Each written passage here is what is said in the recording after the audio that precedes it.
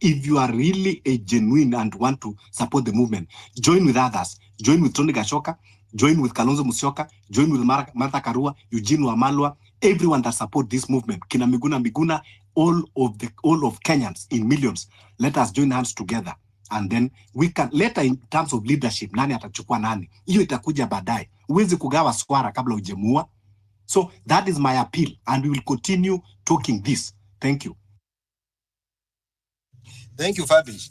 See, I'm happy we made your conversation because me and Fabish on the first time we met, hatukuwa tuna agree. But siwezi kwenye mic because I appreciate your points.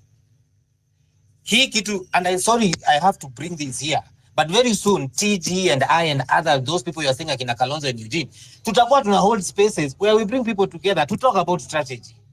Tuonesha watu wenye tutajipanga kisiasa. You know, it is something that Tony Gachoka we've been trying to talk it behind the scenes tuone venye tutapanga hii siasa na we see how we are going to tackle Ruto. Because the only way Ruto will be defeated is we bring old minds on the table who tell us, now usiende hivi, sababu sisi tunajua Ruto kutoka 1992, wacha tumkatie hapa. That is how we are going to win this. Riang Nation, take on. Okay, yes. I think you've all circled back to what I wanted to talk about like since 15 minutes ago. In war, there are very many different battlefronts, and we need lieutenant generals in every different battlefronts. That's why Tony was getting tired here, Tony Gachoka, just because there are people who are bringing in other topics where you can go to that battlefront and fight there. Right now, we are on this battlefront where we're fighting Adani. And Tony is focused on JKIA right now, but I understand we are fighting Adani. And also, what Tony said about Kalonzo and what Raythi has said about Eugene and all that. Yes, we need allies who have known this guy, because they say in war, knowing your enemy is almost like winning. You've already won once you know your enemy. Yes, I appreciate that. So we have very many different battlefronts. Let's not bring one battlefront into another. If you want to organize, there are people who are organizing. If you want to, but as of now, let us work with the battlefronts that we have. Later on, just like Fabish has said, later on we'll come to discuss after we've dealt with Adani, gotten rid of Adani, because Adani is Ruto's pockets. Once you hit the pockets, he hurts for sure. So let's focus on these different battlefronts as we move on. Just patiently we will get there. And then another question that I had is I've heard doctors, nurses complaining about shifts.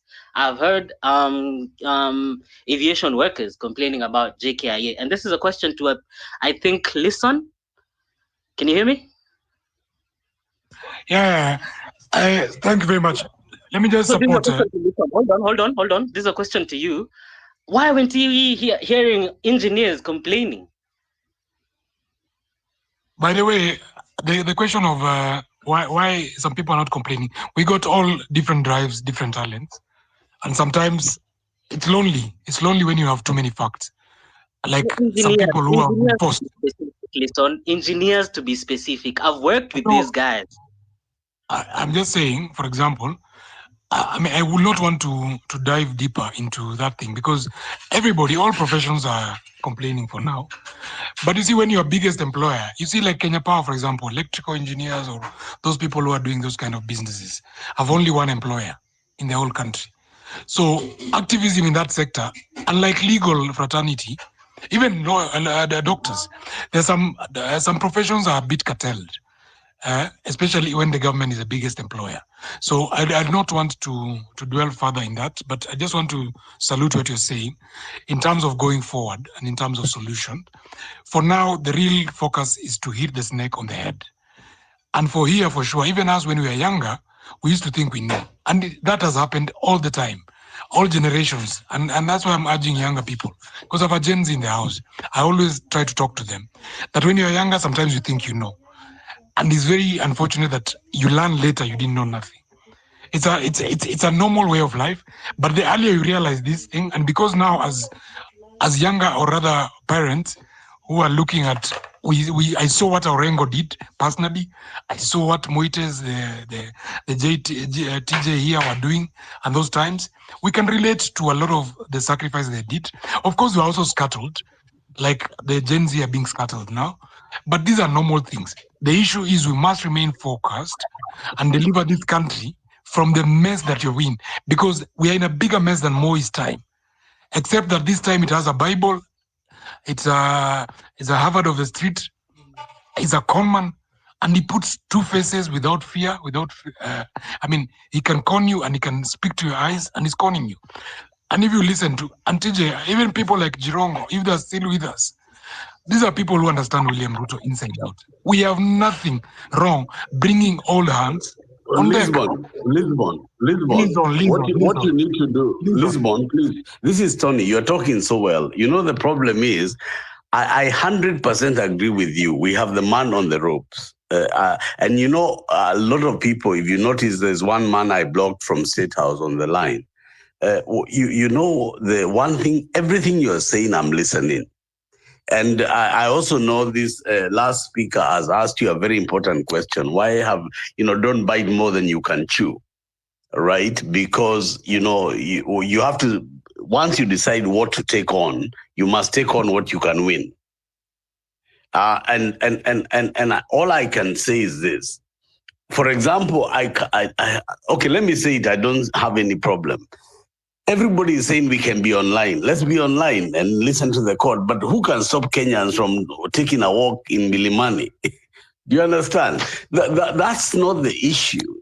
The issue is that when you're planning a strategy and you're planning a legal matter, a lot goes beyond it than being on Twitter. And what Tony's been trying to tell you is that when the Kenyan people called upon me on this Adani matter, the amount of time and energy I put behind it, I actually now appreciate why people want to elect Oki Omtata to be a president. Because the amount of work he must be putting on petitions that he has done before is incredible. It is, and it is just by law provided. It's not that it's the amount of work that you put together to make sure that you don't leave anything wrong or behind. But let me also tell you something which is also true, is that it becomes impossible when your case is so strong and so good that it is impossible for it to go on.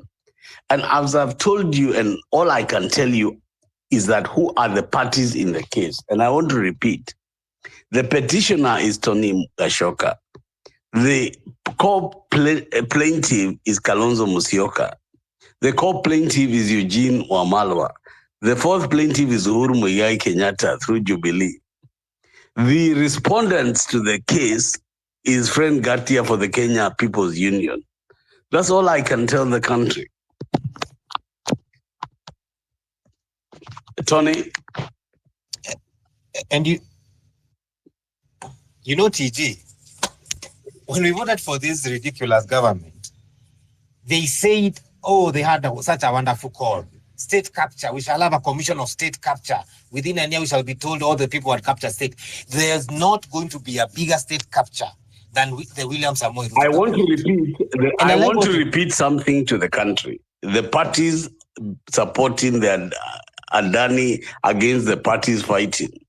William Ruto, Raila Odinga on one side. On the other side, Tony Gachoka, Kalonzo Musyoka, Eugene Wamalwa, and Uhuru Kenyatta. And let the people, and let the country, let the courts decide. I am saying the court case is on 17th of October. And I have said to the people of Kenya, after all the accolades I've had from all the speakers here and all the years of my industry, I'm confirming to the people, I've done my very best.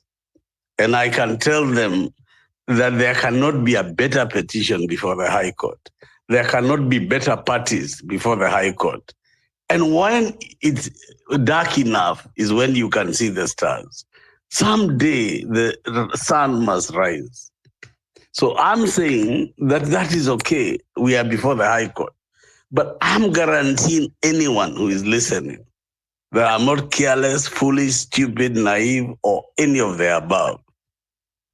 And I just thought today I needed to reassure everyone. It's such a dark day. And then I have to leave because my lawyers are worried I'm speaking too much.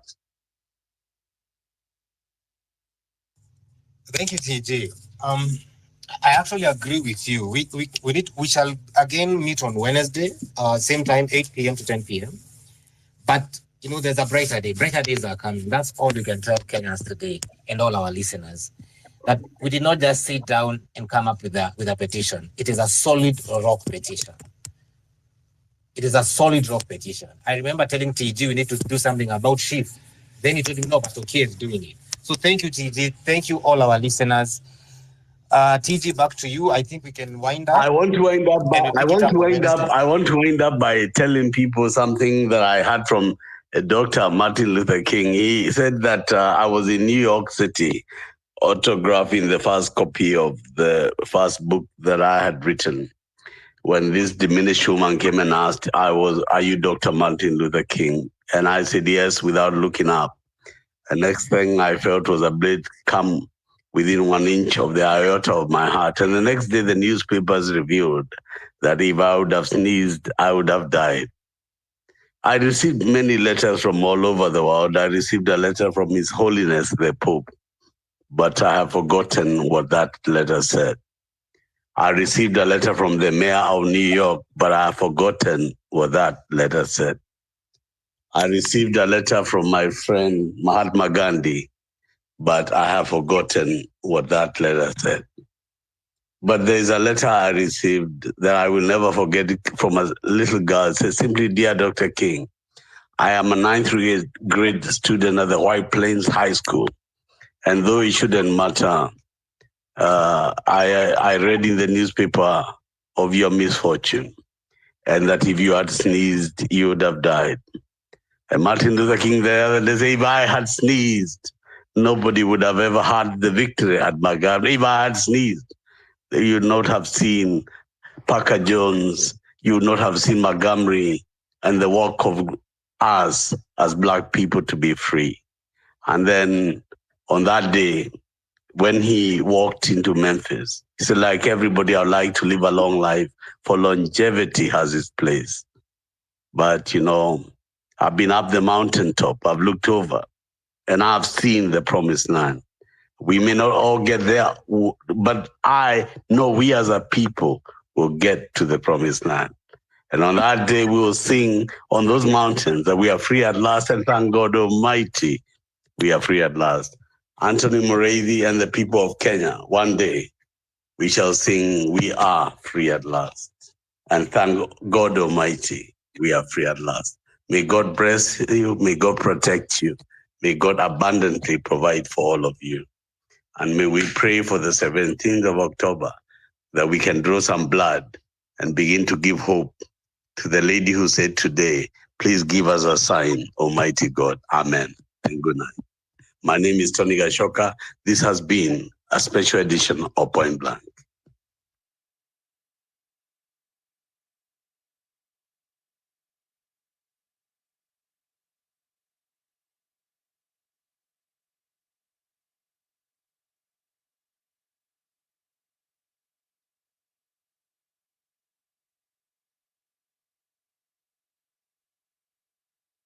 Wakichoka wakilala, watu wa Kenya wana take over. Watu wako Kenya wakichoka wakilala, watu wa diaspora Australia wana take over. Watu wako US wakilala wakichoka, watu wa UK wana take over. We must sustain this. The space must not close. Tuache hii idea that all of us want to host our spaces kila mtu yake. No, let us pull together. And Hillary, if anybody agrees with me, allow me or give you the power to engage with every other person that is hosting these spaces. Let us have one space where these issues, we talk about them day and night for the next 1 week. Like I said before, I have seen people talking about Mashujaa Day. Being the day that we occupy, let us not rest. Remember, I talked about the story of the fall of Jericho. This is the moment. Hii kama Ketraco wameshachukua.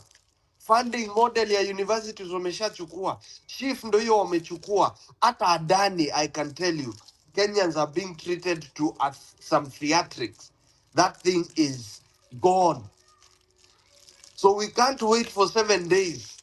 We must sustain it on a daily basis. Hillary, bring those people on board. Let us have one space where millions, where Kenyans in their millions will be able to articulate these issues, and we can be able to sustain the anger. Bonnie, send us those numbers that you've cracked down. We have a team that is.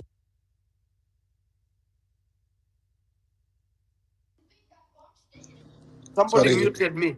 Yeah, it was by accident. Go ahead. So I'm saying, Bonnie, send the information that you have, those numbers, all those contracts. We can prepare them as short videos with good graphics that can be distributed and disseminated on WhatsApp through different groups so that we can be able to put William Ruto and his people out of State House ASAP. We can't afford to wait. Good people, let me land on that point. Let's take views, let's take comments, let's take questions. But like I've said, Hillary, start talking to these people. Let us have one space effective today, and one space that will not be closed. It will not be shut down. It will be running 24/7. Because when we are going to sleep and waiting for Sunday, William Ruto and his cartels are not sleeping. They are looking at what deal they are going to do next. So, Hillary, please, Abdi can co-host and other people engage with all the other people, Akina Amenya, Akina Tony, and everybody. Let us have one space set up and invite all Kenyans. Thank you, guys. Let us discuss this. Let us agree on how we are going to act. We cannot afford to procrastinate. Thank you, guys. Thank you, Dr. Milton. I think you raised very valid questions that we all come together and pull together. I think that's very important that to do that, and I think also that Kenya is at a very dangerous tipping point. I think what you talked about is the Adani deal in the energy sector, the healthcare, the transport, and also the impending sale of JK. The list is long of corrupt transactions that benefit a few at the expense of many. This isn't about mismanagement. It is a systemic looting of the country as we are watching the nation resources being auctioned off to the highest bidder. But the rest, like the impeachment motions, are all distraction. I think people are in power fights for their cuts. All this is playing out in public, I think. And Bonnie has always talked about how corruption has spread in every sector. And the rot and the worst part is that it is normalized in our country. The state is no longer working for the people. It's working for those who can buy influence and power, I think. So the sale of Kenya is happening right before our eyes. And I think you're right, this has to be stopped. Leaders are being distracted with these impeachment motions, power struggle. The people are left to bear the burden of this greed. The rot is so deep that it feels that the very foundation of the state is crumbling, and Kenya is slowly being sold off piece by piece. If this is allowed to continue, I think it will be left our country for nothing will be left for our country for future generations. Having said that, I will hand over the mic to Hillary. Hillary, over to you.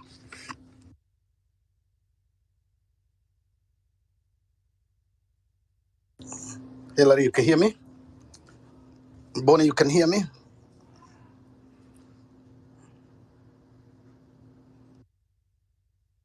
Abdi, Abdi, you're saying?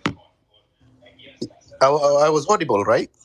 Yeah. Well, you are good. You are now good. Okay. You can Okay. run the Go ahead. show a little bit. Okay. Right. Go Go ahead. ahead. I can see Wanjiru carries in hands, and we can move ahead. And I see Neto is with us. I see Professor Ucheng also is with us, so we can welcome them on board, guys, as we discuss this issue. Go ahead, Abdi. Yeah. Well, Wanjiro, go ahead. I think you had a point.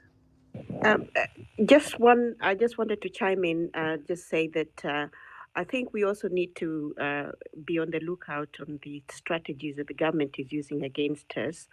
In the last few weeks, they've been arresting key bloggers and people like Morara on key dates when, you know, there were motions in parliaments and court cases that were very, of public interest.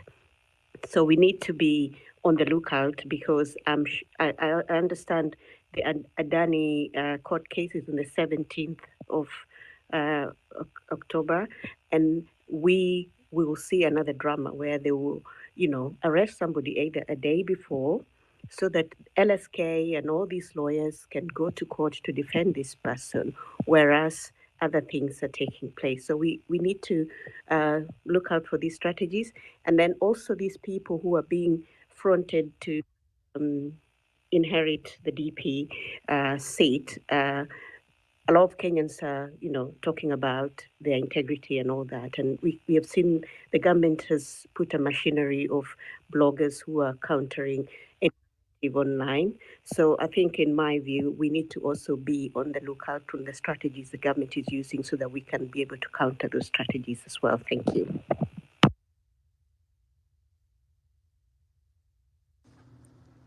Thank you, Anjiro. I will hand over to Anthony. Anthony, I can see your hand is up. Welcome, and please go ahead. Thank you, Abdi. I want to start today by giving hope to Kenyans. Hope that things are looking up, because I feel there's a level of despair amongst a majority of Kenyans. Because this government has actively decided to break the spirit of this nation. It is doing it in a very systematic and a very calculated way. But I want to tell all Kenyans who are listening to us today that hope is the one currency that keeps a nation alive. We cannot afford to lose hope on what we are doing. It is true what Wanjiro has said, that there's a lot of diversionary tactics being used by this government. One, on the 17th and on the 18th, several things will happen. We have our Adani case in court, one that has been petitioned by Tony Gachoka and the workers of the KAA. We also have Raila bringing in all this man of shenanigans is bringing in this coming week about IBC, about the NADCO report, about how he wants police to be brought to book. And you really, if I'm allowed to say, you really have to see through this BS. Because Raila on one hand is telling the president that the cops need to be brought to book, yet he is half of the government. He does not need to tell the president. He does not need even to do a presser for that. But he's simply preparing us for next week. Next week Kenyans will have all sort of theatrics playing out on the media, and we might lose sight of the most important things. What I would urge everyone to do today is, on the Adani case that is in court, I can assure all Kenyans that we have a very solid case being argued by the likes of friend Ngatia, who's representing the KAA workers. He's a senior counsel, friend Ngatia. We have senior counsel Kibe Moigai, Kalonzo Musyoka, Eugene Wamalwa, and Uhuru Kenyatta's Jubilee Party representing or conjoined in the Tony Gachoka case. So it will be quite a battle royale. We have agreed with Tony Gachoka that we will share the link to that case so that Kenyans can follow it live. And why are we deciding to do this? Is because Kenyans need a spark of hope. They need to know that somewhere they are winning. And I believe once we win on one front, Kenyans will have that rejuvenation of it's doable. Because so far Kenyans feel the bad guys are winning. Bad guys are not winning. Very soon the light will start shining for us. And Hilary, I'm happy you've opened this space, because I think Kenyans need now to start focusing on the important things. What Raila has to say is up to his business. He has direct access to the president. He does not need our permission to do anything with the president. He got that permission the day they formed the broad-based government. And Raila needs to be put to task to that. What MPs come to tell us, or members of parliament ought to tell us, they do not need to tell us. They have direct access to the president. The conversation that should be happening should be among us Kenyans who cannot pay school fees, who mothers who are going to deliver tomorrow and have been delivering and have to pay out of pocket. That is the travesty that is happening in this nation. You know, for all the young people who are in hospital and they are being told, you know, you have to pay cash, and parents are going back to their pockets selling their cows. For the over 80,000 people, 800,000 people who did not join high school, that is the conversation we need to be talking about as Kenyans, because Kenyans are on their own. No one is having the conversation that we should be having. So if we can just demarcate a line and tell the politicians, you have your cake, eat it on that side. We are not involved in that. Sort your issues.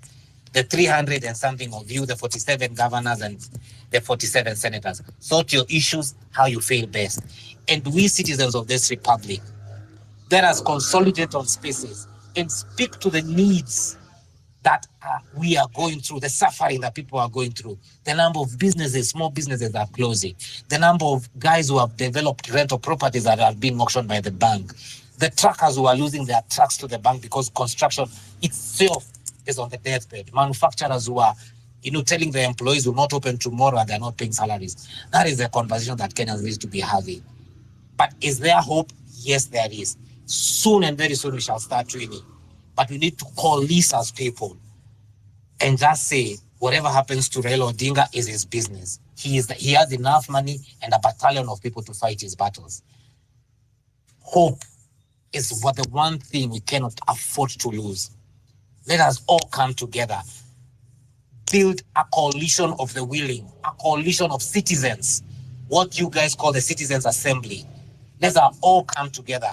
If Hillary has opened a space, let me come in there and offer my 2 cents. If I have opened a space, you're all welcome in there to offer your 2 cents. Because it is in these spaces that we came up with the case we have with Adani. It is actually on a space where somebody said, guys, can we form a petition? And on that space, there were lawyers there. Advocate Njiru Ndegwa was there, and Kibe Muiga was there. You have an what I was a lady. Her name is Muero.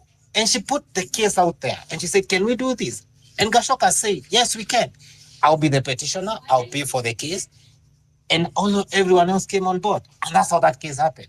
So if we come together as citizens, for sure, we shall start winning. Once we put our minds together, we shall get solutions together. Because in these spaces, there's an entire ecosystem that is working together to win. All we need to do is task them. Once we do that, we shall win together. Thank you. Thank you, Mridi. I know there is a light at the end of the tunnel for sure, and if we all come together, the likelihood of us winning is there. I think it's now clear Raila has moved to legitimize the deal. Shows how much it serves the interest of a select few, not the ordinary citizen. I think the Adani deal is full of all the incompetence we talked about, and it truly benefits a few. ODM is not clearly an opposition anymore. It's part of this government that continues to strike these deals behind the scenes. As Kenyans, we must focus understanding this issue without being distracted by this political rhetoric. So I'll leave it there. Thank you for that very important part. And I'll hand over the mic to Reject, who has been waiting. Thank you. Yeah, good evening, everybody. Asante sana, Abdi, and also Hillary. Reject, are you there? Yes. Are you able to hear Calvin, me? go ahead. Yeah, we can hear you. I can hear you, Reject. Go ahead. Yeah. Asante sana, asante. All right, so I will be very brief. I also want to thank the people who've spoken before me, Daktari and also Anthony. Yes, so wars are not won by occasional battles here and there. If you consider, for example, Hillary, you can hear? I'm sorry? Yes, we can hear him. I can hear him. Okay. I lost somebody. Okay. Oh, okay. Yeah, I was saying that wars are not won by occasional battles here and there.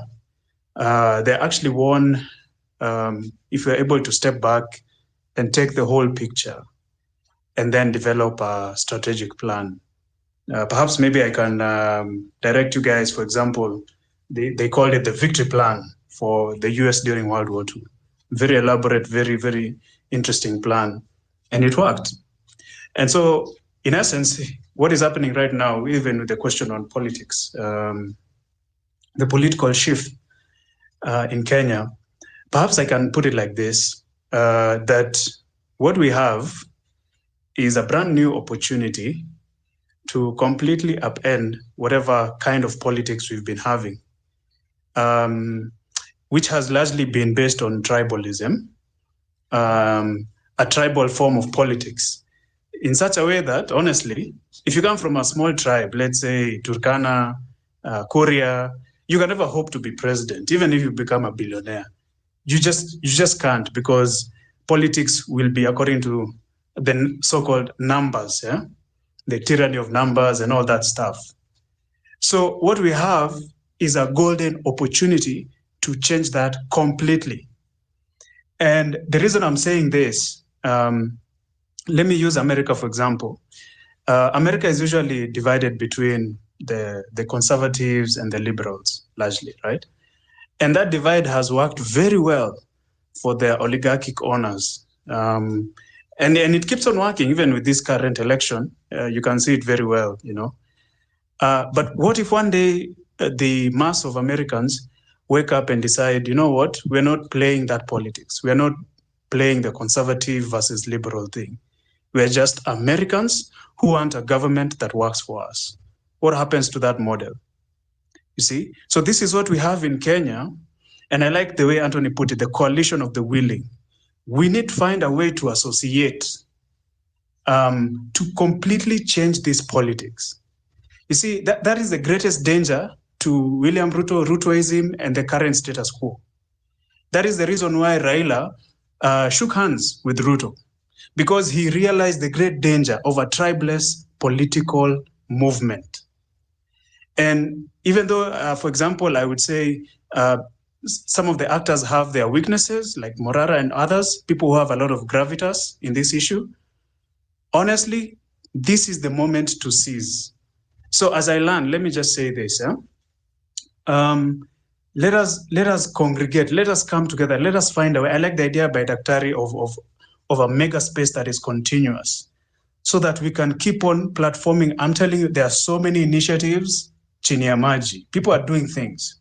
There are people coming up with a website for corruption tracking. There are people doing so many things. So we need a space continuous where all these things meet. And we also keep on having those conversations. And then we also delegate it in a form for each county, so that we can completely change the politics of this country. Because otherwise, we can remove the man from power, you know, but the mindset, you know, that has been since independence, that one has to go. Otherwise, we wouldn't have changed anything. I'll finish by saying that you can have a revolution without revolutionary change. Thank you so much, Reject. I think your call is upon to change the system, not change the people. Change the system, and the system that work for us and work for everybody, and everybody can see. And now we are seeing everybody's Honorable Raila Odinga came in and supporting the Adani thing. We are seeing DP is going, and so many rumors going ahead and everything. So it is so crazy, and you're right that the system, if we leave the system, even if we remove these people, when the system is still there, then there's no any big change that we can make. But I like the idea of Anthony. I've been talking to him, and we are thinking that it is now ideal to come with the people who will bring change to the system, not the people that, because even yourself Reject, if you put it there, nothing will happen with the same system. You'll just follow this suit, and these are the dilemmas that make us come to these places and discuss all this. Calvin, I see you. I saw your hands before Mutuflani. Can you go ahead? Oh, Calvin dropped. Okay, Mutuflani. Okay, Bwana hosts, I think you need to bring this space to order, because we are risking of doing the same thing that always happens on these spaces, going round and round and round in circles. People making very nice speeches, using very nice English, very good words, but there's no real solid action to be taken. The time for speeches is over. The more we continue talking here, Ruto is making his moves. And you see he's doing them in a big way. when we are here distracting ourselves, talking on spaces that are really not leading to anything tangible. The Dr. has said very nicely, he gave very nice points, very clear. We should take that and run with it. Because there are people on these spaces who are even, there's someone here who even, Akina Tony Gachoka, who want to bring in Kalonzo. Kalonzo, what will Kalonzo do? Kalonzo is also part of the system. He was there yesterday in Sarit, and people were saying Ruto must go. I want him to also join those people, if he's truly genuine, join those people in saying Ruto must go. But what did he do? He kept quiet, meaning he's also part of the people. He's part of the political class. Let's not cheat ourselves. And he has been there for over 20 years. What change is he going to bring now? So we are entertaining some very ridiculous discussions. I'm sorry. We should be focusing on, we remove this person and everything that he stands for. When people say Ruto must go, we don't mean Ruto the man. It is him and everything he stands for. Which most of these things have been there even before him. He was raised in that system. So it is him to go with it because he protects it. Anything that is happening in government has his blessing. And as much as corruption is going on and he's quiet, it means he's complacent. Yeah, in my language we say hakuna mwizi na ule anachungulia. Ule anachungulia pia ni mwizi. That is also a thief. So come on, guys. We can't be going around in circles like this. Tafadhali, let's get serious. Nimekupata mfulani na kusikia vizuri sana. Sema kwamba even the people that we are proposing is just the same people. It's only that anayechungulia pia ni mwizi tu kama wale wanaiba. Sawa, asante sana. Nashukuru sana mfulani, and I can hear the seriousness in your voice, and those are the things that you want, and that's why we put all this conversation. We'll not stop conversation, but also what you're saying, we need to take action. Then also speaking here well, but at the end of the day, there's no any action. But action is there. Actually, Anthony says that people are in court and several things. There's political lessons that going on the ground, and people are being, so there's a lot of things. But Dr. Milton talked about, let this thing happen now, and I think with Fulani, you said it before, that it is high time for us to go back to the roads without looking any leader, to make sure that this system is gone. Thank you so much for that. All right, Grace, Yeah, I maybe see. I'll just add to it too. Also, I think what really said also Anthony is also, allowing our anger to foster and to organize into a coordinated strategic action.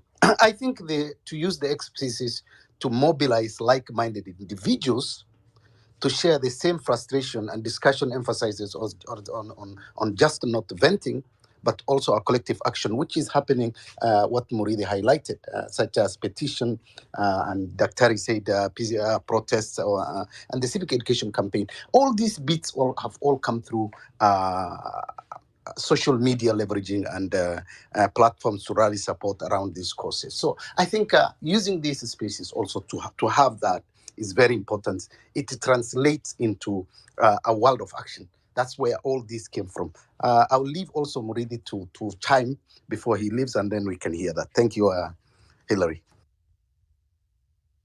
Right. Thank you so much. I saw Grace. Grace, I can see you. Yes. How are you doing today? I'm fine. I hope everyone can hear me. Everybody can hear you. If I can hear you, for sure, everybody can hear you. Okay. For me, I feel Kenyans are not serious. Kenyans are not serious, na kazi yetu tu ni kuongea mara mingi, tunaongea kila siku, lakini atu act.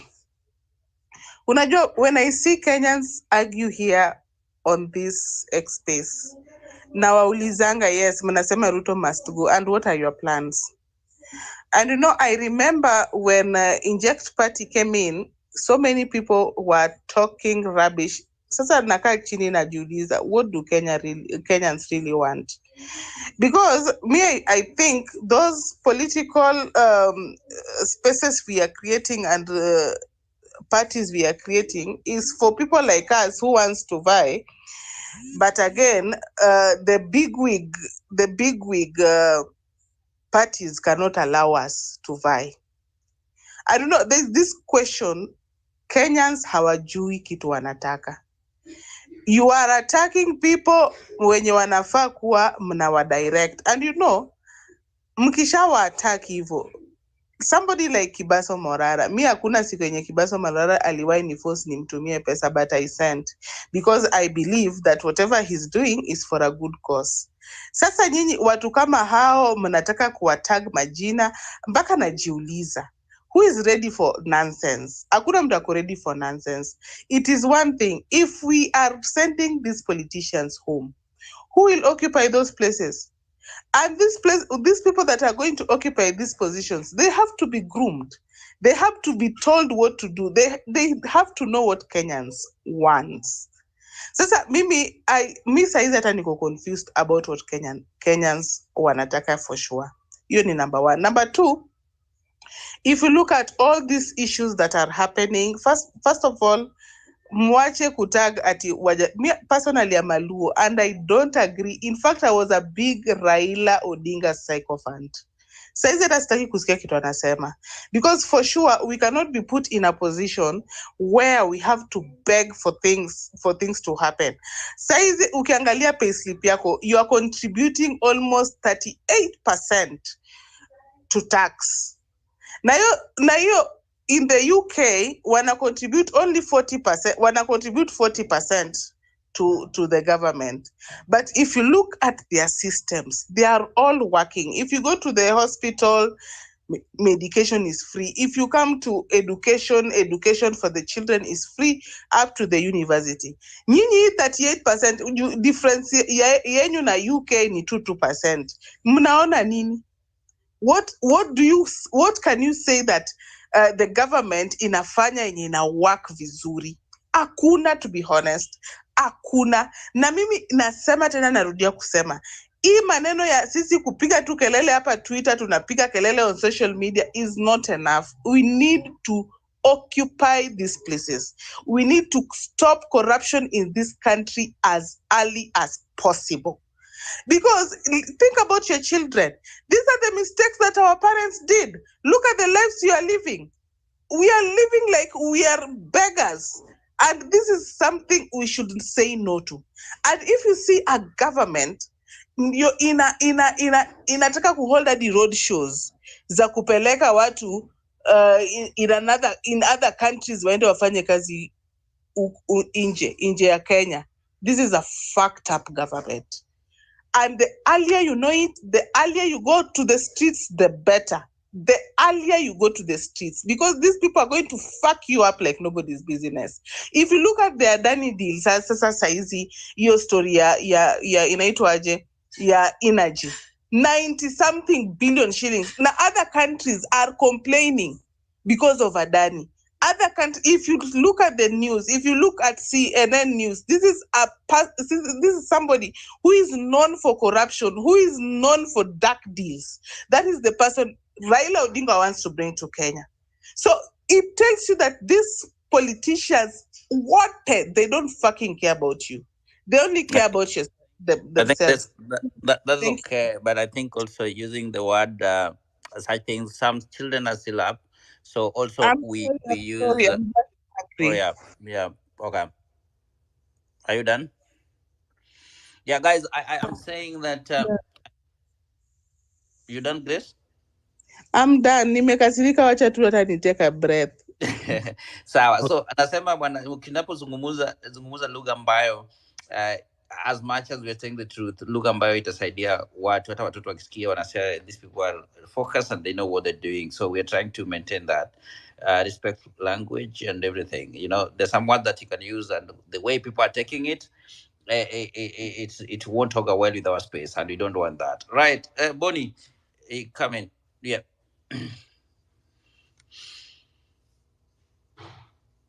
Bonnie Wangi.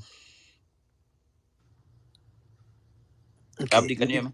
Yeah, maybe I can hear Bonnie. As we wait for Bonnie, I just want to cycle back to Grace.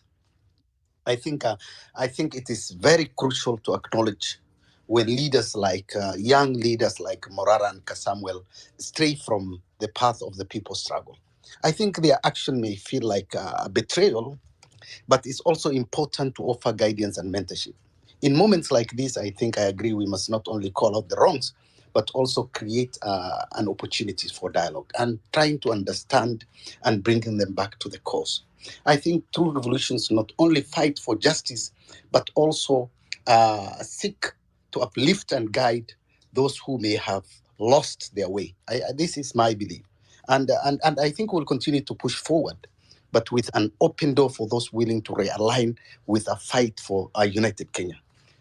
No betrayal will weaken our resolve, and I think we should remain committed to positive change for all. Having said that, let me check on Bonnie. Bonnie, are you there?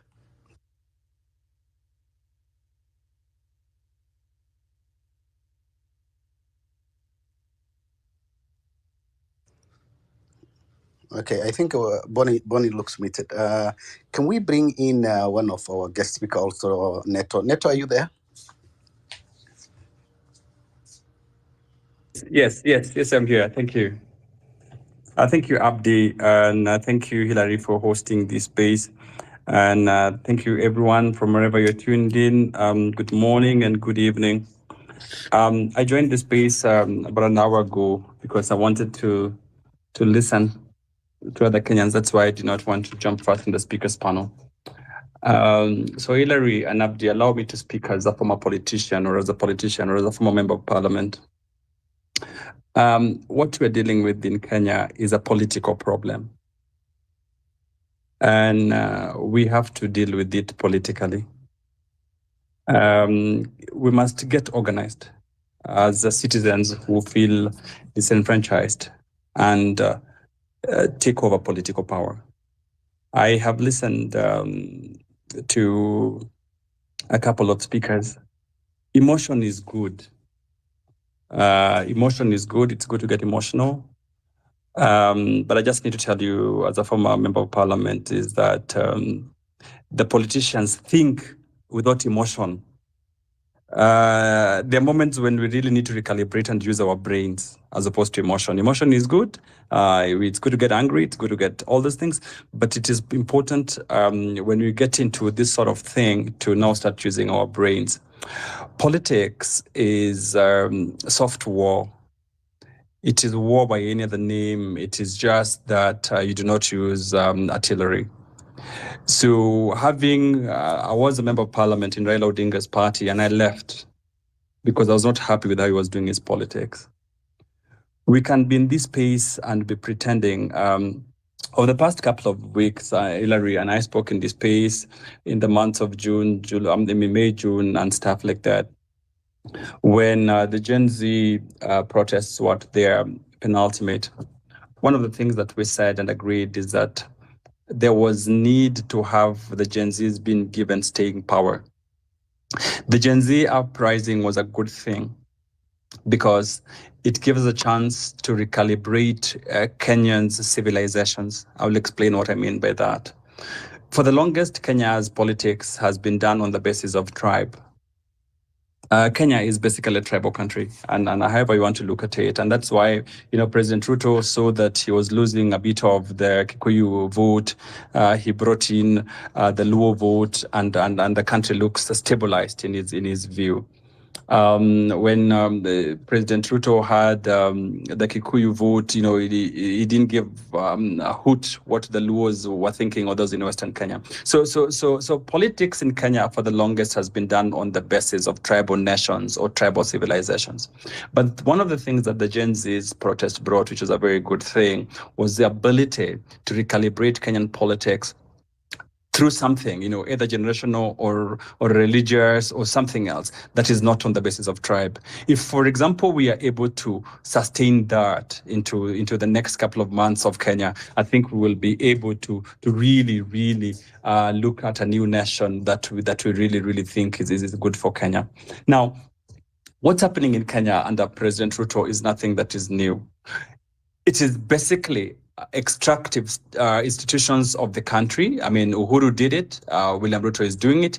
The next president, whoever it is going to be, is going to do it if we do not have inclusive political institutions. Politicians believe in the basis of status quo. They do not want to do things that are new. They don't want to move into new territories that they do not understand. And I've had someone here speak and chide Kalonzo Musyoka. He's only there for now because he also wants to get his finger on the cooking jar, and you'll be surprised that when an opportunity arises, you'll also abandon all these revolutionary things, and that's what ODM and Raila Odinga have done. So that is nothing that is new. It is predictable, especially in a country that has extractive institutions like what we have. But I want to say a couple of things.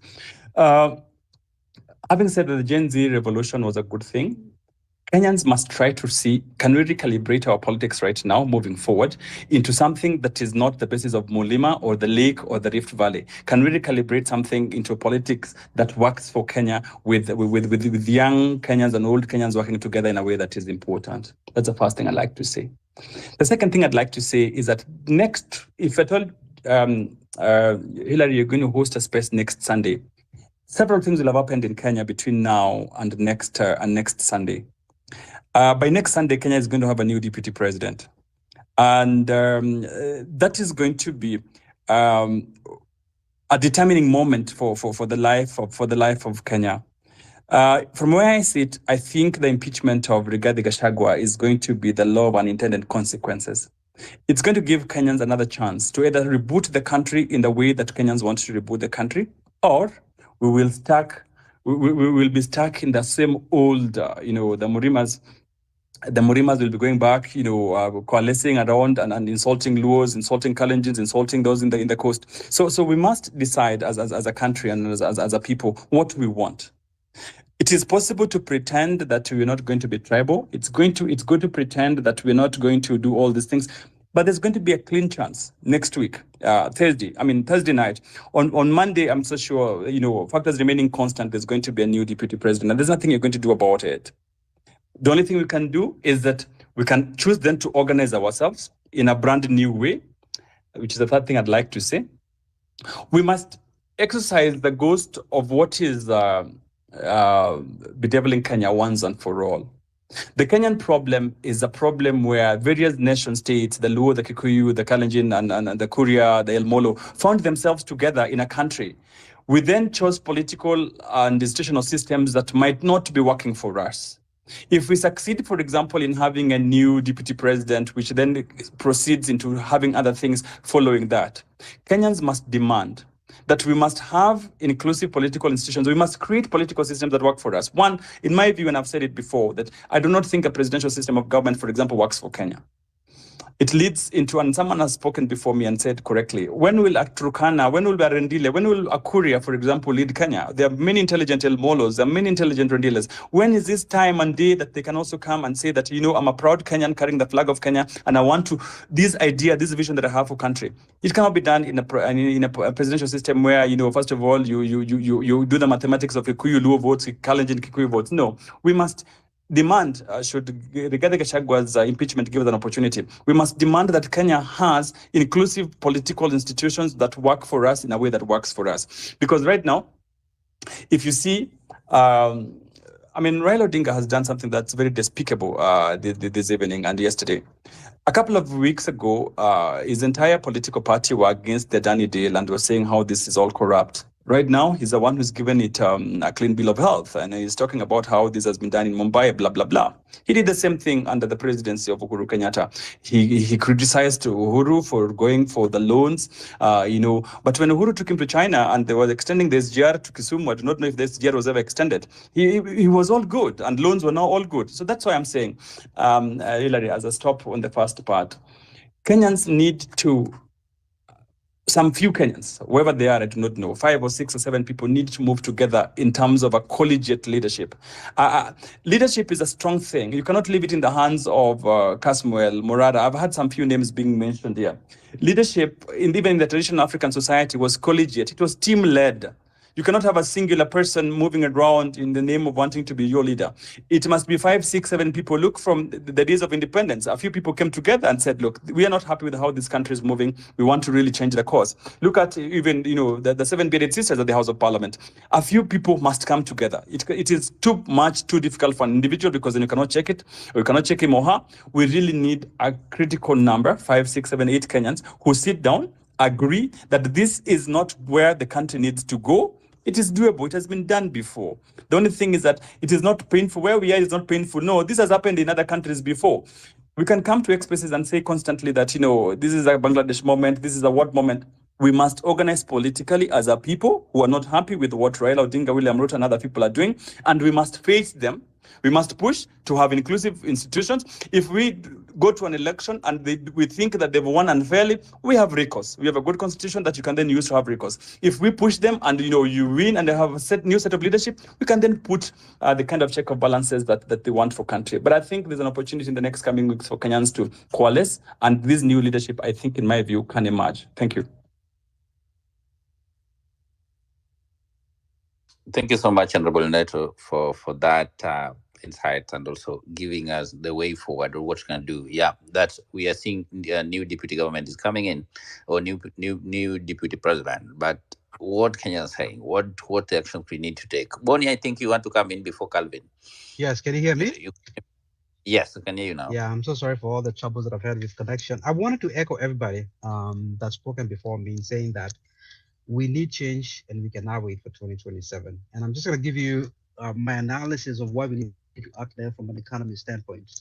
All of you have heard me talk about our situation, our economic situation, our balance sheet, right? We have a lot of debt we owe as a country. And I keep talking about this debt because it impacts everything that we talk about. We can't talk about policy. We can't talk about the size of our government without looking at how much we owe, right? Today, our country is spending 60% of every shilling that comes in through tax revenue to pay interest. That's why you saw the government trying to bring the finance bill of 2024, because they realized we're in a bad spot. But the reality is that they are not doing the things that they need to be doing to be able to solve the problem. Right? When you start off with giving up 60% of your income to pay interest, what we have to ask ourselves is what we got for that money, right? If you followed my analysis, you see how the money is spent. The vast majority of the money that we've accumulated actually ended up in people's pockets. So you've heard me talk about the fact that we need to audit all the debt that we have. We need to audit all the contracts that were issued by the national government, by the county government since 2013, because part of what we need to be doing is not just congregate on X and talk about all the issues and how much money is stolen. We need to come up with a game plan for seeking prosecutions and getting our money back, because we will never be able to pay that money. When you're paying 60% of your interest, and this situation is getting worse by the day. When the finance bill failed, the government is resorting to borrow more money to cover expenses for a small clique of politicians. Do not kid yourself thinking that we are spending all this money on development. It's every year we have $1 trillion shillings that we add to our debt to pay recurring expenditure, right? Our politicians are the second highest paid in the world. They are not interested in looking at themselves and asking, where do we need to cut expenses? And so every time you hear me talk about these issues, I want to make sure that Kenyans understand what the main issues are, right? We have a lot of debt we need to pay. We need to find ourselves out of it. But the people that got us to this mess cannot really be expected to be the ones getting us out of it. So I tell you that we have a lot of debt and we don't have a solution to fix it right now, to tell you that we cannot wait for 2027. Every year that's going by, we're adding 1 trillion in debt. So right now we're spending 60% of our income to pay interest, but we continue to add $1 trillion shillings. So next year, we might have to spend 70%. The year after that, we might have to spend 80% of all our tax money. So if you thought the finance bill was bad, just wait until you see what they're gonna come back next with, right? It's gonna be worse than what they had, because we have a country that has a significant amount of unemployment at the age of 18 to 34, like 6-7% unemployment. These are the most productive people in the society. They are supposed to be, but they're unemployed. And if they're unemployed, but you need to pay this interest, where do you get the money?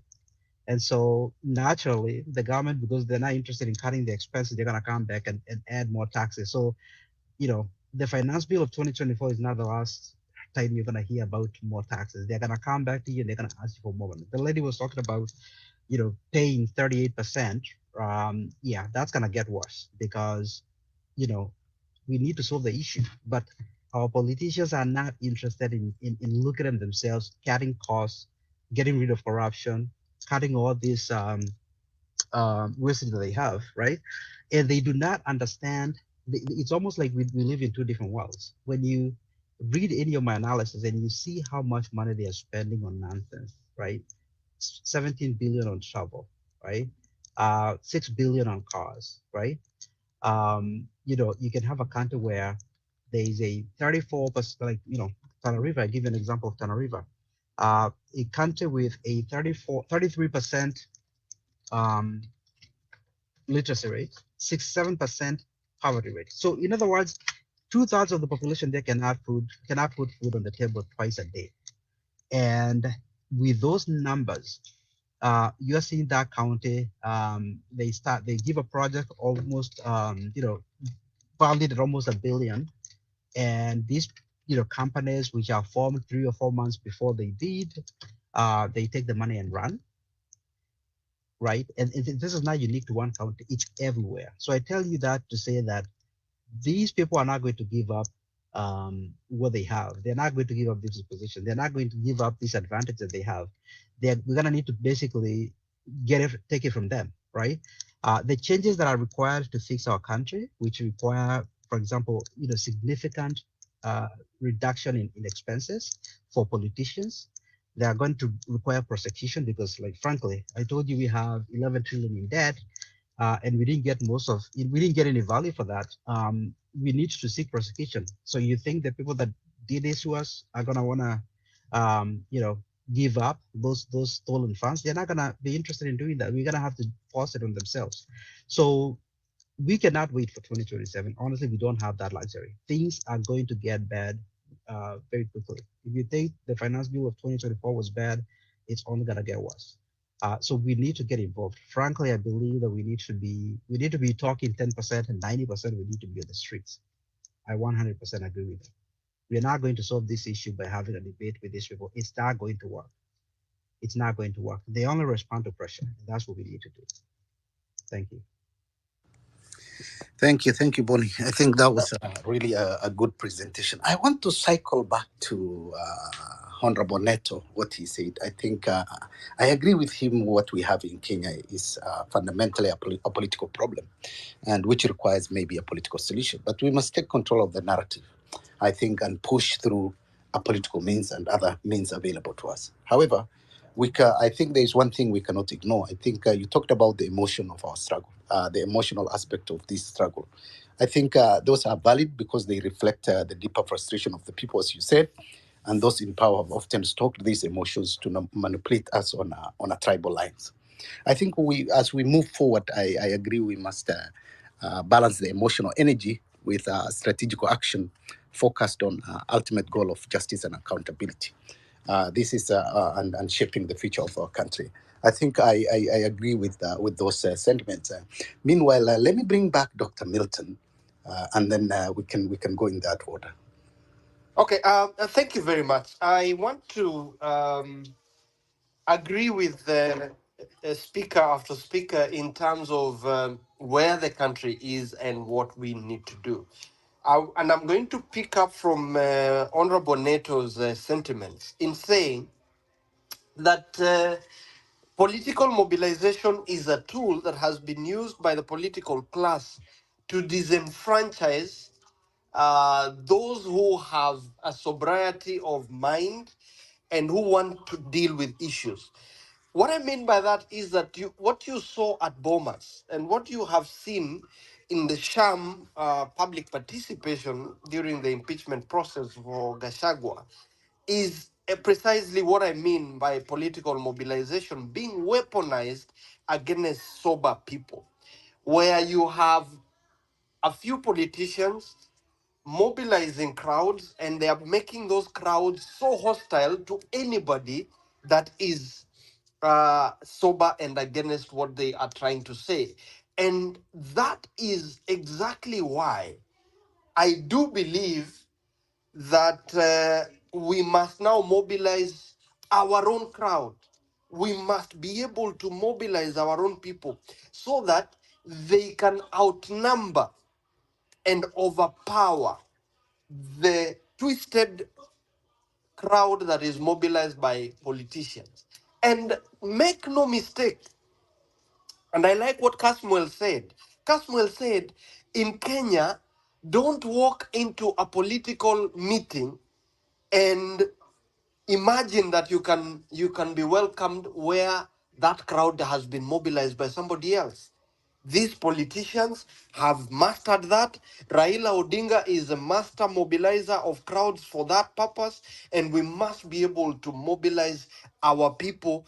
And that is why I began by saying that the first place we need to hold a serious political rally is on these spaces where we stop balkanizing and put all our spaces together so that we have people in their millions attending these X spaces as a starting point. And here is my point.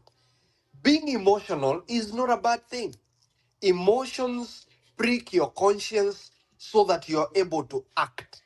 And they also inform the level of mobilization that you need to do to have for you to act. So we need to be able to get angry. We need to be able to get emotional. But what we do after we get emotional is what matters. So in mobilizing, we start here on X spaces, but we also take it beyond that and now move our people to the streets. I want to tell you, there is no language that this political arrangement is going to listen to. Everything you say is foreign language. And what they do is they want to lock you in a room somewhere so that they read your mind and they can manage you once you're seated across the table with them. That is why they are always talking about we want to know who your leaders are so that they can buy you. And I keep giving an example of the sham football Kenya Federation leadership issue. They have been reaching out. And every time they call and they say, why don't we have a meeting over a cup of tea and talk? And one of the things I have said is, you're not going to lock me up in a room and have a conversation with me. If we are having a conversation, let's have it in the open. So we must get our people to reject to be addressed from top of the cars and to refuse to have people representing them masquerading as projecting their voice because they are not. So the opportunity we have, like Honorable Neto said, is we must act now. We must mobilize politically. We must mobilize emotionally. We must mobilize financially so that we can be able to get out on the street and force these people out. And not hear me wrong. We cannot be talking about IEBC when our energy sector, when the health sector, when the education sector, when the transport sector, all of it is going. We can't be talking about IEBC. That is a distraction they are giving us so that they can go on with their deals. And then they will blackmail us, like I saw Raila Odinga's statement today, that the stability of the country is more important and therefore we had to abandon everything. Come on, Raila Odinga, you're now in government. Now you're telling us Adani is a good thing when there is nothing good you can write about Adani other than the corruption that stinks to the high heavens. We must be able to mobilize our people to say that the impeachment trial of Rigathi Gachagua is not going to happen. So occupy parliament and stop these people from gathering in parliament. And if they do, then we send them away. And we must be able to tell William Ruto that, William Ruto, you're not going to occupy State House when 497 billion shillings of our money is going into an enterprise you are associated with. He must be stopped from attending church. He must be stopped from attending any political rally. How we do it is by mobilizing our people. And lastly, so that I speak strategy without revealing too much, Daktari, we lose you. uh, We can hear him. Labdi, can you? Can hear him. I can't hear Milton anymore. uh, can you hear me, Hillary? Yes, loud and clear. Okay, so I am now talking about what we need to do, the practical steps in terms of making this happen. So, number one, picking from Honorable Neto's statements, we need to identify people that will drive this, not as faces, but as people who strategize, as people who look back and identify all the low-hanging fruits. They see what is mid-term, what is long-term, and they are able to say, this is the way we are going. We need to identify those people.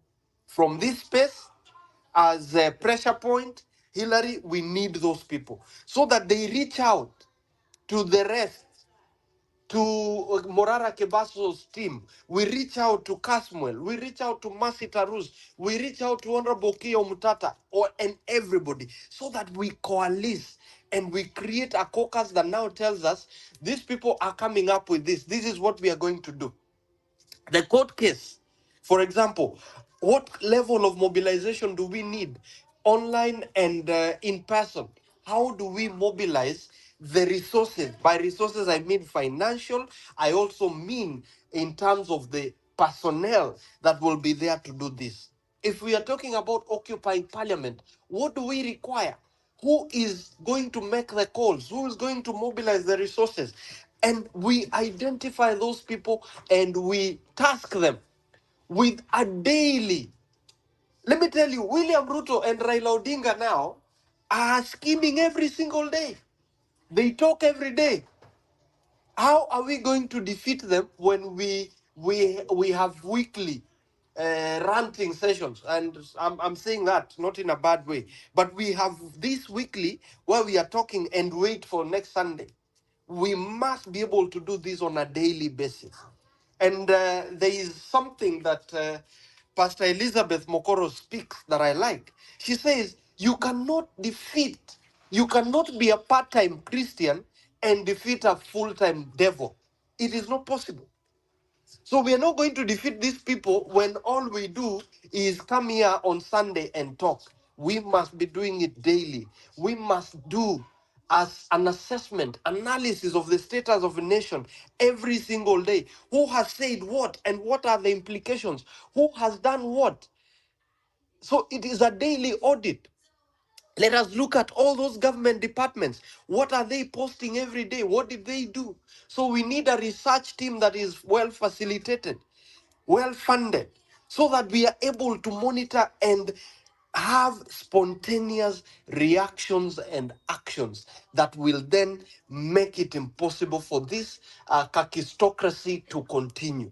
So I want to land by saying, let us identify those people that are going to represent a pressure point in terms of strategizing and reaching out to the other groupings and the other formations and making sure that we are able to then run these people out of town. And in my view, the starting point is Raila Odinga, what he has said today, that impeachment trial at the Senate must never be allowed to happen. Because, and if it happens, then it must happen in such a way that it sends home all this political cartel that is there, starting with William Ruto. If Rigathi is being tried by the Senate, then William Ruto must also be facing trial. And those members of parliament, Senate and National Assembly, must also follow suit. And so that Kenyans can discuss the issue of IEBC and how to restructure their political leadership once those people are gone and all those deals are cancelled. That is the language that will save Kenya. Anything else is William Ruto and the political cartels managing the Kenyan people and thinking for us because they know tunakasirika, wanafanya, alafu tunakasirika, tunakuwa kama moto ya makaratasi. We must now translate our speech into solid action, into proper political caucus, so that we run them out of town. We can't be waiting for Sunday and for Tony to do it on Wednesday and for some other person to do it area. This has to be continuous, 24 hours. Thank you, guys. Thank you, Dr. Milton. Thank you for the Thank you, sir. Abdi, you are saying something. Yeah, okay, go ahead, Hillary. Thank you so much. I can't hear Abdi. Thank you so much. Josephine, can you come in? Let us hear ladies also, man. I know it has been hot and it is important also to bring the ladies to hear their voice. Josephine, go ahead and then I'll bring Calvin. Calvin, you'll be here for a while, but I'm very sorry about that. Go ahead, Josephine. Thank you, Dario, and your co-host, and all the Kenyans in the platform. Good morning, good evening, and good afternoon, as per your timelines. Yes, thank you so much. Can you hear me, Rarian? Yes, we can hear you, just.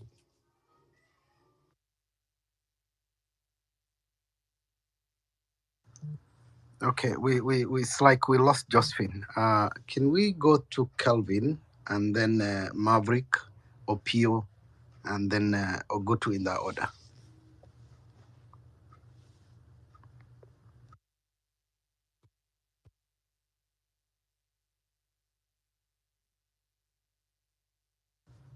Hillary, you can hear? Calvin, please go ahead.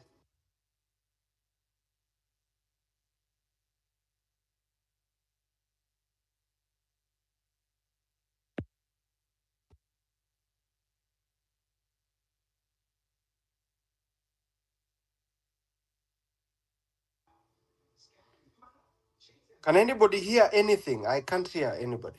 I can't hear anything. Hillary? Okay, Calvin, can you speak? There's a problem somewhere. I don't know. Calvin? Calvin, you can hear?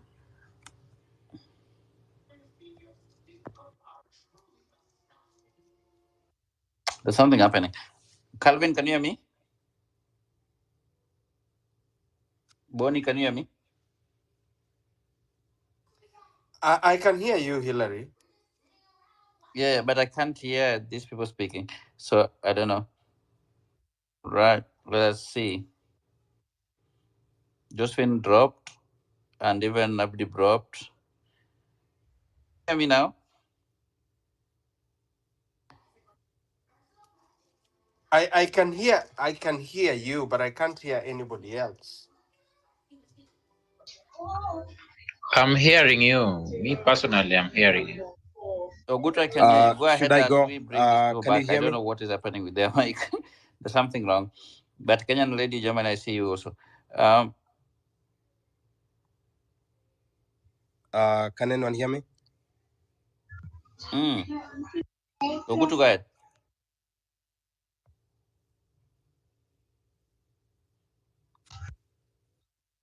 Okay. You also dropped. Can anyone hear me? They're trying to interfere with our space. Okay. All right, guys. Okay, Hillary, maybe I can say something as you try to sort out. Yeah, go ahead, Milton. I can hear you very well, but I don't know why I can't hear this rest. Go ahead. So I'm going to say this. If you saw what I did a video and I also tweeted about it. I talked about signs of a dictatorship, and they are all they're unfolding in front of our eyes. And when people are expecting that this parliament and this leadership is going to give us an IEBC that will guarantee us a free and fair political processes, then I think you must be having a bad dream. You cannot expect that William Ruto and Raila Odinga are going to agree to give Kenyans an electoral body that is good enough to take them, to send them home. They are going to put in their puppets. And you don't need to go far. So Kenyans must stop this preoccupation and this lie that if we send away all these political masqueraders as leaders, then we are going to have a crisis because we do not have an IEBC. What sort of IEBC can we expect them to give us and give the country going by their conduct? Why are we being so gullible as to validate their illegal actions by supporting what they are trying to give us? We must be able to reject and say that everything has got to come to a standstill for the country to reset and for us to be able to determine by ourselves the kind of structure that will guarantee that the political decisions that we make and the outcomes of the democratic processes that we undertake as a people are exactly what we want.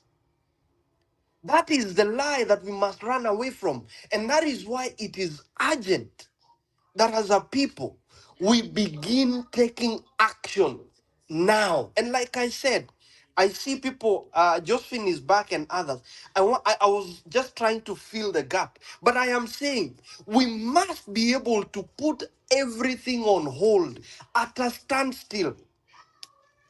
Our children must not go to school because what are they going to school to do if as many as 800,000 of our children are not transiting to secondary school? What business does it make sense of if our children are going to sit for their KCSE and their KCPE and their grade 6 exams and they are not going anywhere? They are going to be sent to the Gulf and other countries to work as slaves. Break down everything, stop everything, so that we don't validate this kind of monkey business that William Ruto and now his mechanic Raila Odinga want to visit upon Kenyans. When we are settling for less, we are validating the illegalities. We must be able to say no to this. We must be able to say we are not doing it. We are not running after the hare. We are focused on the antelope. Stop throwing us and keeping us busy with things that don't matter. And as I learn so that other people can be able to speak, I probably think the microphone issue has been sorted. We have to make sure that the impeachment of Gachagua, the trial at the Senate, does not happen. And if it happens, then William Ruto will also be going. And so will those members of parliament, both the Senate and National Assembly, follow suit. And so that Kenyans can begin to have that conversation from when everybody has gone home. Thank you. Thank you. Thank you so much, Daktari. Abdi, can you hear me Yes, now? I can hear you. Let's bring us Josephine and the Kenyan lady. Yeah, let's hear what they're saying. Yeah, it's We very have important. KOT here also. Dr. Milton talking about bringing all these pieces together. We can also listen to his view if I'll give him the mic. And then I think, All right. and then we can give 2 minutes to all these speakers who have been waiting, and we cycle back to Neto after. How about that, Hillary? That's fine. That's fine. And, Yeah. and I agree also. One thing that I just wanted to add, I think the impeachment and all these other political maneuvers, I think are mere diversion from the real pressing issues facing Kenya. While we are distracted with the political theater, the real problem lies in the economic stronghold being tightened by entities like Adani Group. I think the impending sale of critical infrastructure is not just an economic transaction, it's a blow to our sovereignty. Having said that, Jamal Lady, go ahead. Thank you. It was Josephine first, I thought. She had the mic. Josephine and then Jamal Lady. Thank you, Dr. Milton. Oh, please, I'm okay with waiting until all those who raise their hands speak. So I'm just going to wait. I'm not German lady. I'm a Kenyan. Thank you. Thank you. Can you hear me now? Very well. Very well. Thank you very much. I'm sorry for I had fallen down I was saying good evening, good morning, and good afternoon, fellow Kenyans, wherever you are. Yes, I want to echo what Daktari has just said. First and foremost, one thing I want to ask each and every member in this space is that this week we should not talk about anything else other than upping our rally in Uhuru Park on 20th. We need to mobilize everybody. We need to shoot that throughout the week. As we plan to go and occupy when they are trying to beat Gachagua, we need to be trading that on 20th. All the people of Kenya who are not in the government, who do not have a government, we need to be in Uhuru Park to celebrate 287 colleagues who have been killed by the government, and the Ruto has refused to own that. At the same time, we declare what we want for our country, because I'm sure we can do without Ruto and Raila Odinga. Let's stop lying to ourselves. These guys are smart. Brain encounter brains. And I believe the people I'm seeing here and the people I've been seeing in the space, they have better brains. Once we bring them together, we can have a better leadership in this country than what we are looking forward from them. Let's stop watching the distractions, which now Raila is bringing them about, trying to present is in the opposition. You cannot hit your cake and have it again at the same time. Fellow Kenyans, can we wake up? Can we forget about saying that Raila has disappointed us? He has disappointed nobody. He has done what he is known of best doing. And that's all Raila is.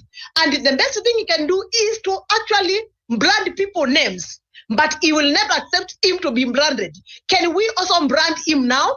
And we say that the Adani brothers, let them pack and leave our country. The best thing we can do to ourselves, fellow Kenyans, is to ensure that we have a full mobilization of 20th. You know what? Ruto, as much as we are crying about the economy, Ruto will be launching a new state lodge in Kwale, which has been constructed within 3 months. If you find out how much has been spent in constructing that new state house, yet we have a state house in Mombasa around 30 kilometers away from Kwale, fellow Kenyans, we can tell ourselves we are being misused and we are being made slaves to work for Ruto, and he feeds on our blood together with our children and our family and our relatives at the expense of our health. Can we stick on the ball, fellow Kenyans? I really request that. Boniface, you deem me after this. I want to talk to you, Mr. Boniface. Fellow Kenyans, can we keep on the ball?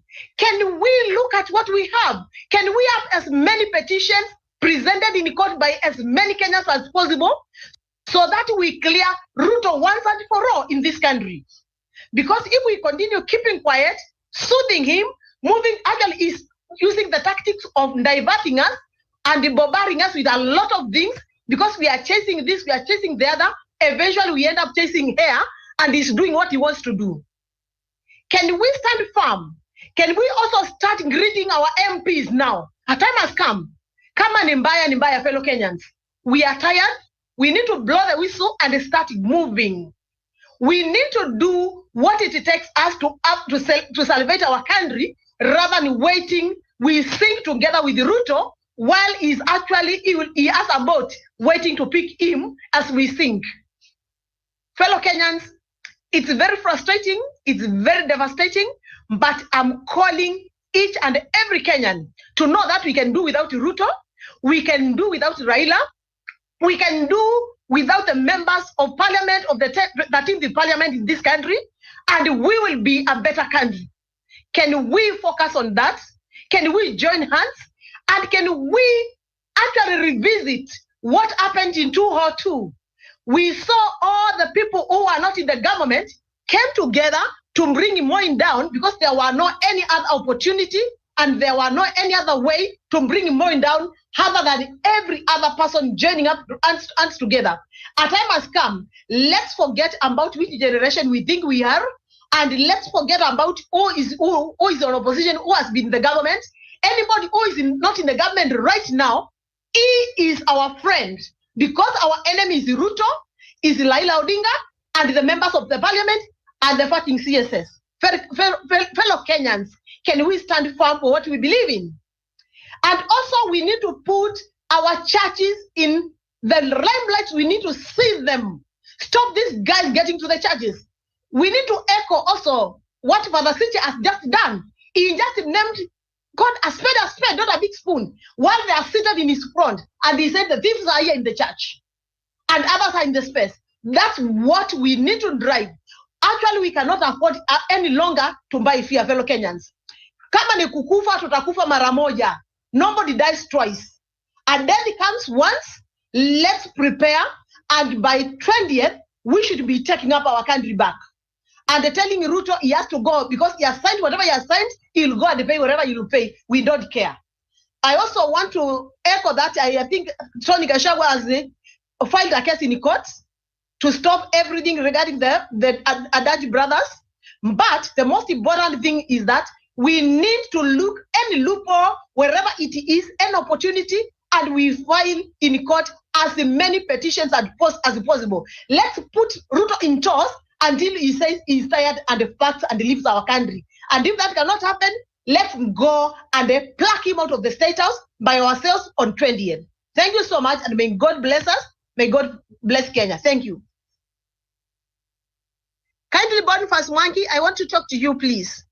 Thank you so much, Josephine, for that, and I can hear that in your voice, and I like the zeal that you are. We need not to wait, and somebody writing that we need not to wait because the Adani action is being taken now, and many things, and people we are seeing support. So Kenyans should wake up now, not even 20th is too far. Yes, Honorable Neto, I see you on the board. Say hi again to these guys, then you bring the people of their hands up. Yeah. Thank you very much, Hillary. And I like the emotion. Abdi, I didn't say emotion is bad. Emotion is good. It's just that we need to channel the emotion now. We've been angry enough. Now we need to move into strategy and tactics. Let me start from what Bonnie said. Bonnie, it is true that Kenya's problem is a public debt problem. And it is also true that Kenya's problem is a youth unemployment problem. And of course, and you put it very well. To the extent that Kenya continues to incur debt, there's therefore, because of the constitution, debt being the first charge in the consolidated fund, that means that we do not have enough money for us to expend on development and to expend on more serious things. That is okay. That analysis is actually okay. But I go back to what my communications teacher always taught to me, that the magnitude of the problem is not the problem. The problem is the cause of the problem. In my view, Kenya's problem is a governance problem. And the corruption, so do you think, in your view, that these politicians do not think that debt is bad? No, they know that debt is bad. But Mutadu, they don't care. I've heard someone here talking about the court system. The judiciary is gone crazy. You've seen the decisions they've taken over the past few days. Scandals been sanitized at the judiciary. So you might think that the petitions that you take through the houses of the judiciary, some of them, for some time, people thought that the judiciary was a semblance of sobriety. I think over the past few weeks, they've just proven themselves to be crazy, and so the corruption, the lack of political will, the extractive political institutions that we have in Kenya really need to be dealt with. And Kenyans, it has been done before. At independence, Kenyans were tired and they overhauled the system. When Moi thought KANU was going to rule us for 100 years, even though it's still ruling in some semblance. Kenyans came up together and pushed for the repeal of Section 2A. We pushed for a new constitution. So it simply means that it's possible in Kenya. Let me laud the spaces. The spaces are good because the spaces help us create awareness. If you want to emancipate the people, education, information is important. And you must understand that, when people are pointed towards what the issues are, the issues of society are, they become aware and they get to understand and appreciate everything else that we need to do. So the spaces are okay. We must continue the civic and political awareness for purposes of Kenyans to understand and appreciate. If you see Parliament in the history, and I told you, the first time Parliament has passed the constitutional threshold, this was the second time. The first time Kenya passed a constitutional threshold was to pass something called the Equalization Fund. This was in 2015, 2016. The second time Kenya passed a constitutional threshold at Parliament at 281 was during this impeachment motion. That's a record. That even when we passed the Equalization Fund in 2015, I think it was 240. It wasn't this kind of sounding majority. So it simply shows you that the undying interest in this particular parliament to save itself, to save someone else, is something that is, it needs a thesis. It needs to be interrogated further in terms of what's really going on in country. And that is why I'm saying we really need to think through and organize properly. The second thing I wanted to ask, someone is saying that we should oppose the Gachagua impeachment. I do not know what kind of, I don't understand. I need to be educated quite a bit. Because from where we sit, right now, we are basically playing with the cards that these people give us. We are waiting here, they're playing the cards and we receive. If we're going to do that way, unless we are proactive on our own motion, right now, Gachagua impeachment is coming. Is it good for the movement? Is it bad for the movement? That is a strategy I think we need to be thinking about. How then do we adjust our sail in the circumstance of Gachagua's impeachment? Because I think if we do adjust our sails appropriately with the Gachagua impeachment, I think there were many people, in my view, and in the last spaces that I attended, that were really reluctant. And I know I spoke with a couple of Kenyans when people were pushing for Ruto must go. A few Kenyans thought that, if you pushed Ruto out in the circumstances, and it was Gachagua who was going to be president, because the constitution does not provide for a way in which to remove Gachagua and Ruto together. So then most Kenyans are really pretty uncomfortable because of, what Gachagua has been saying is stakeholder maneno. So I really think that from where I sit, this Gachagua impeachment could just be the best law of unintended consequences. I do not know who they bring in as the next deputy president, but it is possible then to use this kind of moments to do the change that we want to do.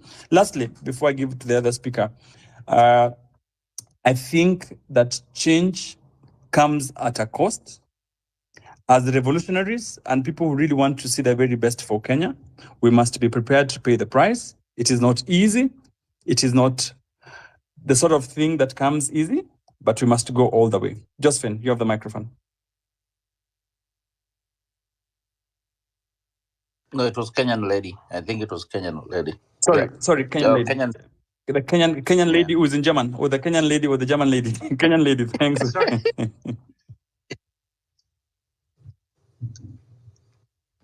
Okay, thank you.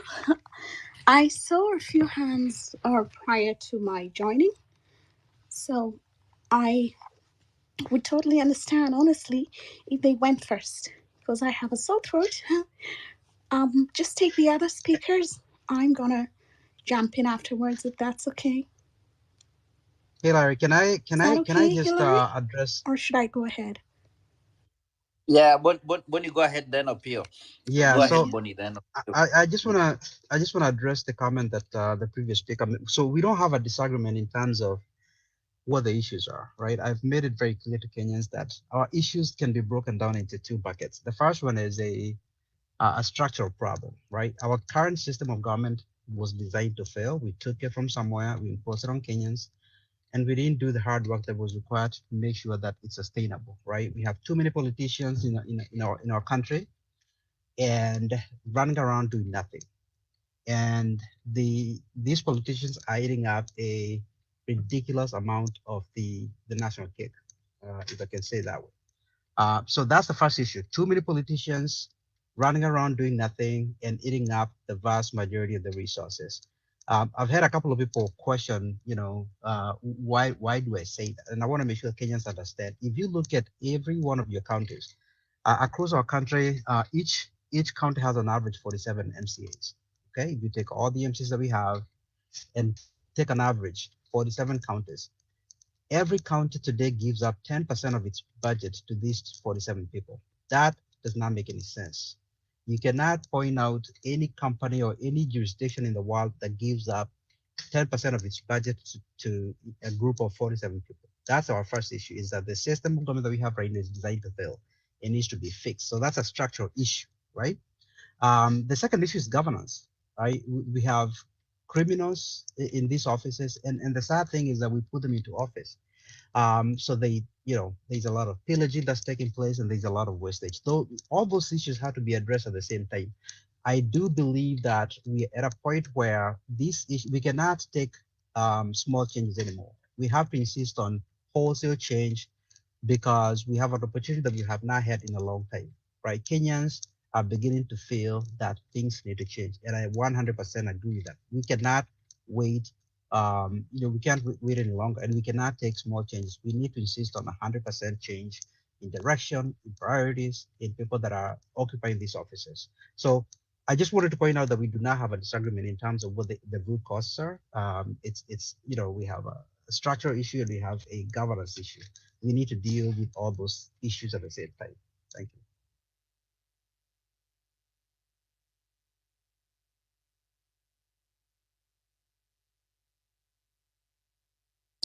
you. Thank you very much. I agree with you and I appreciate. So who is the next speaker? Justice, you want to speak now?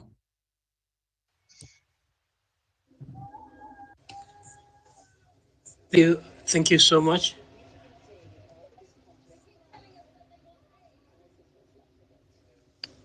Justice, please go ahead. Thank you and good evening everyone. Nashukuru sana kwa wakati wa kukutana na nyinyi katika mtandao na kuwasiliana kuhusu masuala za nchi yetu ambayo ni muhimu sana. Swala nyeti leo kila mtu ameiona na we have actually, to me, I'm celebrating. I don't know how people are looking at it, but as far as the pressure for liberation has been, so far I would give us hope that we have gone a milestone. Actually, I would say that we are on top of the hill, because when we baited them, they fell for it, and they eventually fired his cabinet. And the firing of the cabinet has cost him a lot. He's still bleeding. And I think this is what has been leading to him impeaching his deputy, which for us who have maintained the course, because he's been our focus, him being the key comprador that the external forces like World Bank, IMF, the wheeler dealers are using to betray and sabotage our economy. I must give it to us, and I must really appreciate those who have laid their life, and also still sorrow with those who we lost, and it was very close call. Those who were in the street, I also received my share of bullets. I've healed, and still this sweat and the blood is not in vain. And we were not sweating so that when he's cornered, political opportunists can take advantage and broker to an extent that we are seeing now, because the level of brokerage is gone way out of hands. The things that are happening with the Adanis and the health sector, even in the school, the education sector, the level of looting is really wanting. And of course, we are not blindfolded regarding what are happening, but we also cannot afford to be distracted from the main cause. To me, the war among our enemies camp and the division in their side is a major privilege and a major milestone that we can still feed into, but steer the ship towards the course that we had charted earlier. And of course, knowing that there are also enemies that are planted among us, and knowing that also that we cannot do this thing alone, it is a unilateral call. So far, there are very few. They are the minority. We are the majority. And as the majority, in a republic, we all control our lives. We are all Moses. We all got the keys to open all the chains and shackles that these guys that have been holding us, whether colonial or the current ones. The people's power can always prevail.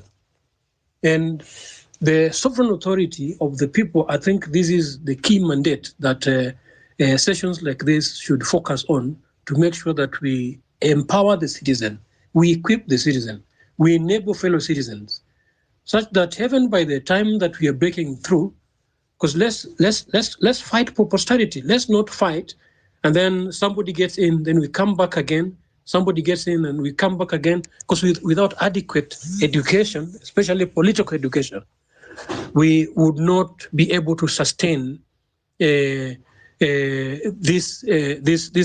initiative for posterity.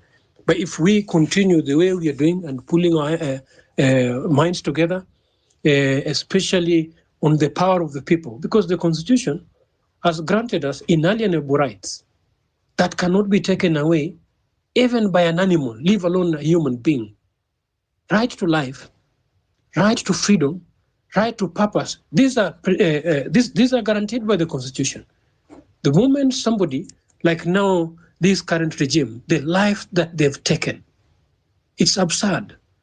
The souls that we've lost, it cannot be in vain. And we must, as we ride on it, we are not riding on it blindly, and we need to quantify those achievements and then exert the last pressure. Because I don't see this guy going beyond 2025. It's very possible to take him home before 2025. And that pressure is not an easy pressure. By now, I think most of us who have been in the field, you must appreciate that we need each other, and we need each other circumspectly and soberly with a focus. And we are coming together to form the next government. So this formation of the next government, and Brother Neto, I know you're a party leader just like I am. I'm a party leader of Justice and Freedom Party. Necessitate coalition or necessitate alliances of like-minded or unity of like-minded, whether you're not in the party, whether you are from wherever you're coming from, you are able to pull in. The government is huge. Think of it broadly. It's not just a party that somebody is running or a company that one is running. And these are the things that the current regime failed to appreciate. And now they're in the government and they're not able to handle the diversity and the whole aspect of the government. They are not able to function and perform. So this process, and I appreciate the delay, because the delay has made us to appreciate that we need each other. I've seen some people who handle those sessions when you're outside, like they own them, like it's just theirs. They exclude others. And then when they are cornered alone, because when you choose to go alone, sometimes you'll be cornered alone and you'll be wondering where people are. But I think those are the delays that can occur, because if you're not working with me, don't expect me to be with you when you're cornered.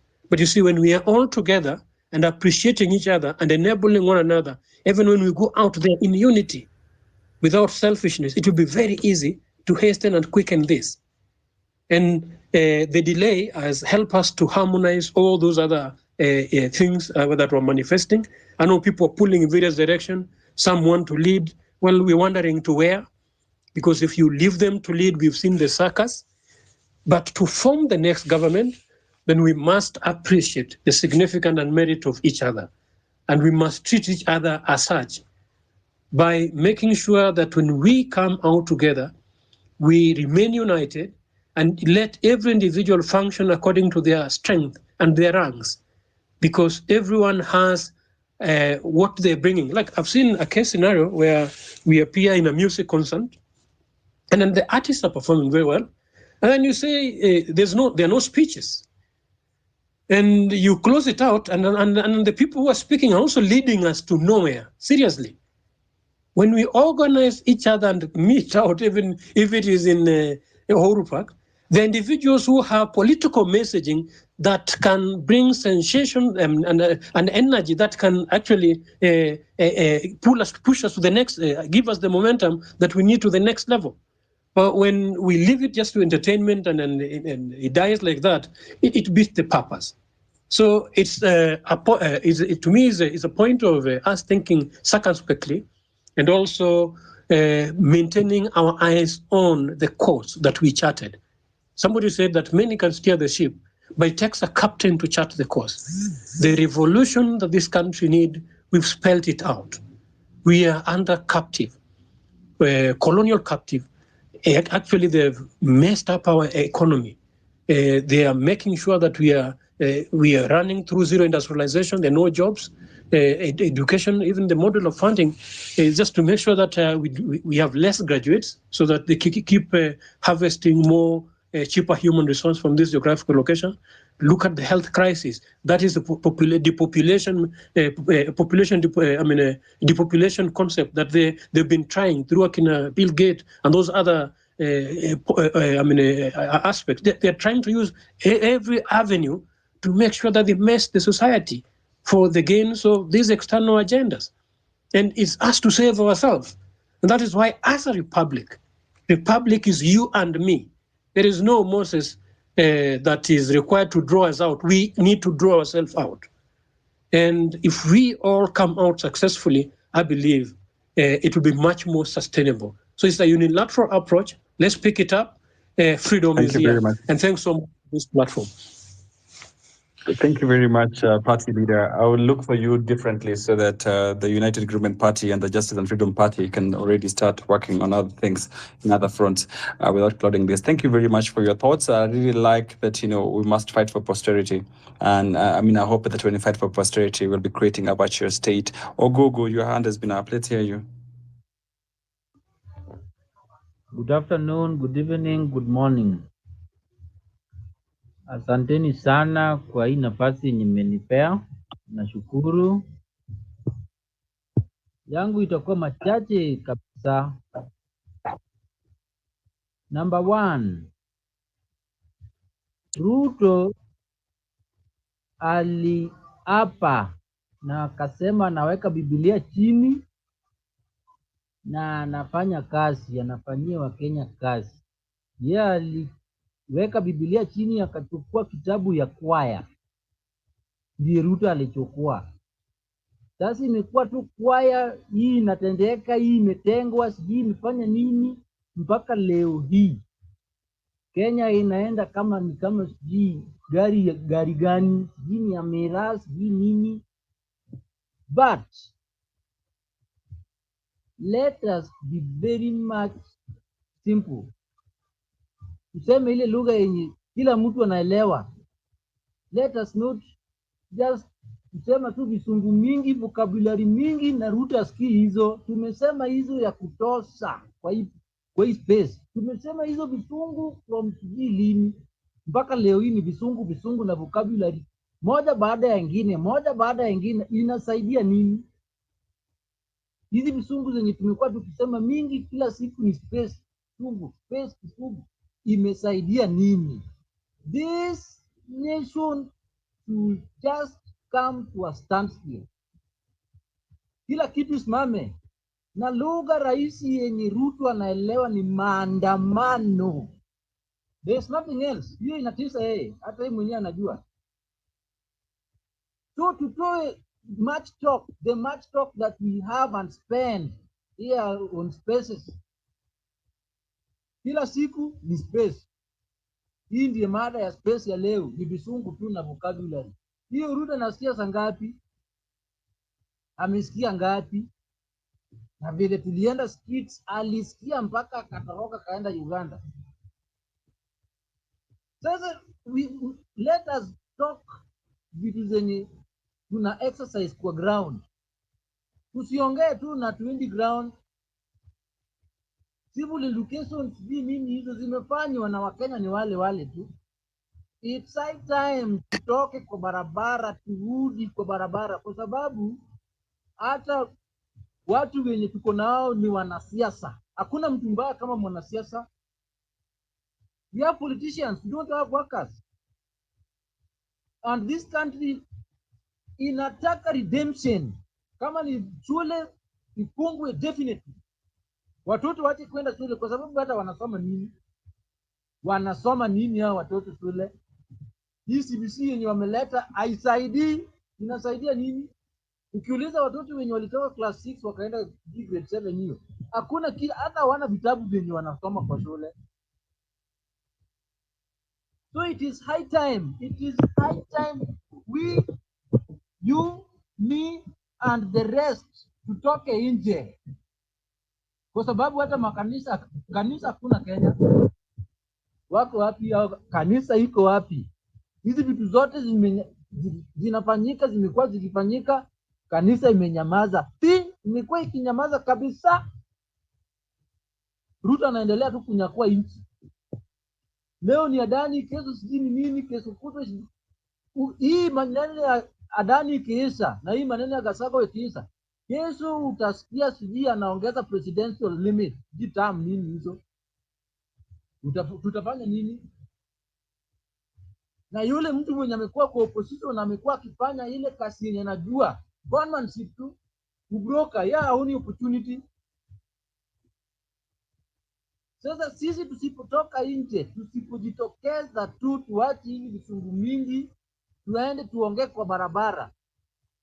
And we should be having a strategy ya maandamano.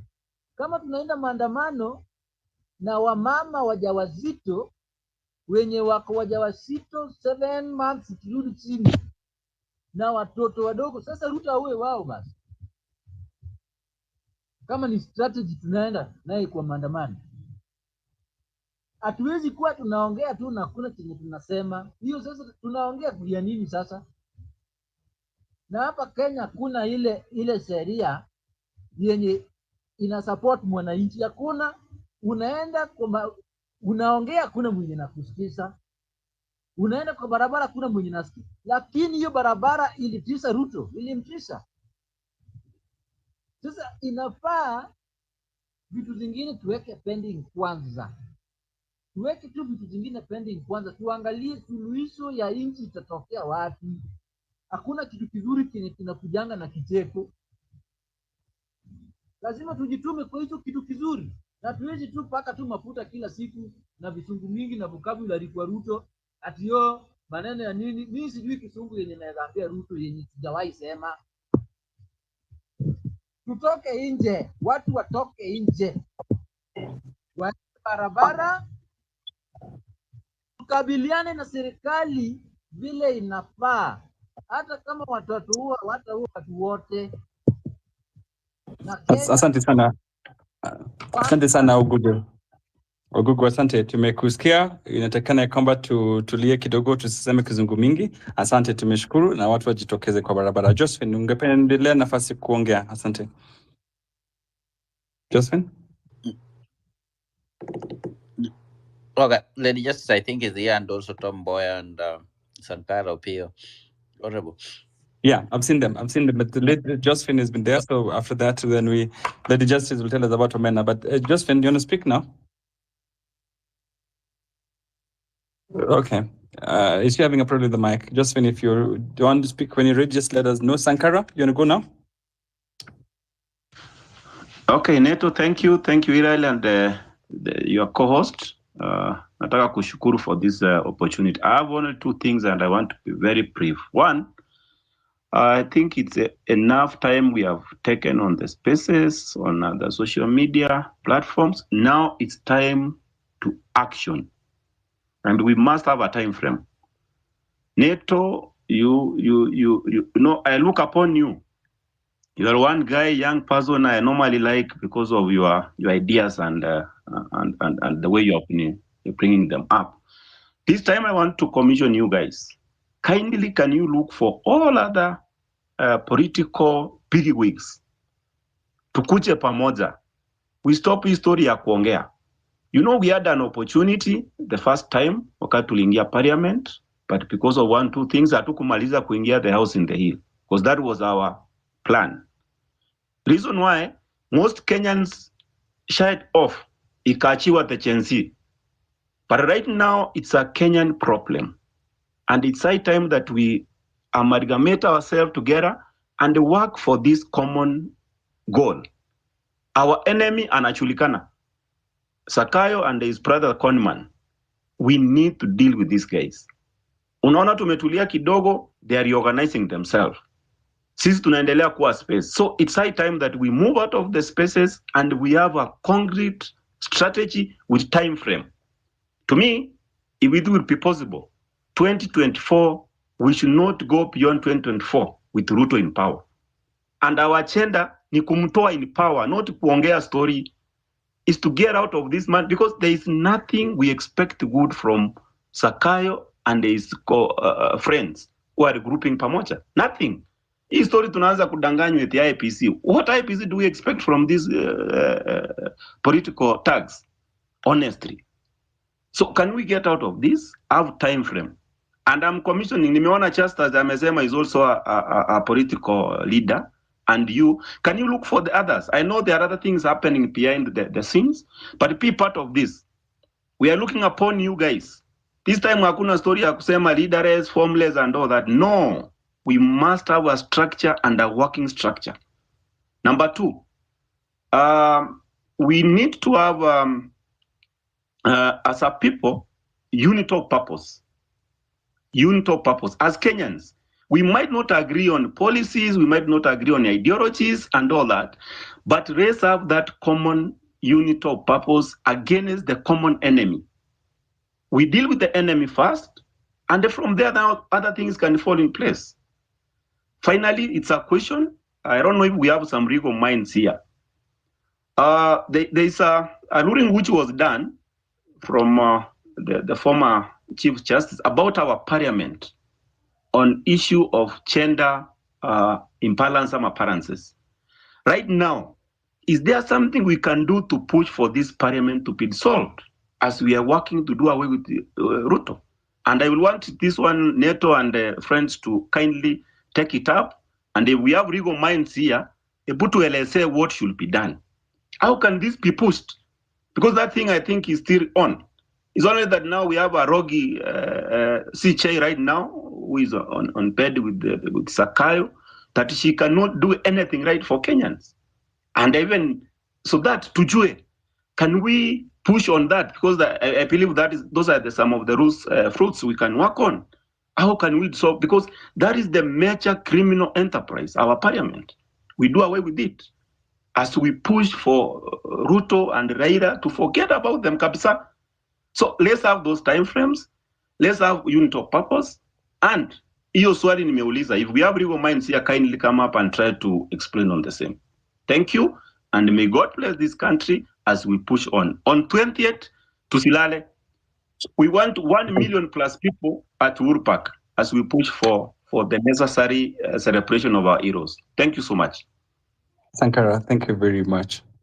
First of all, thank you very much for the kind words towards my person, and also for suggesting that this time around we must have a structure and be having a working structure. I completely agree with you, and of course that's why I reached out to Justice of the Justice and Freedom Party, that I really need to have a conversation. But the second thing again, which you say, which I agree with absolutely, is the common unity of purpose. Because you know where we need to do.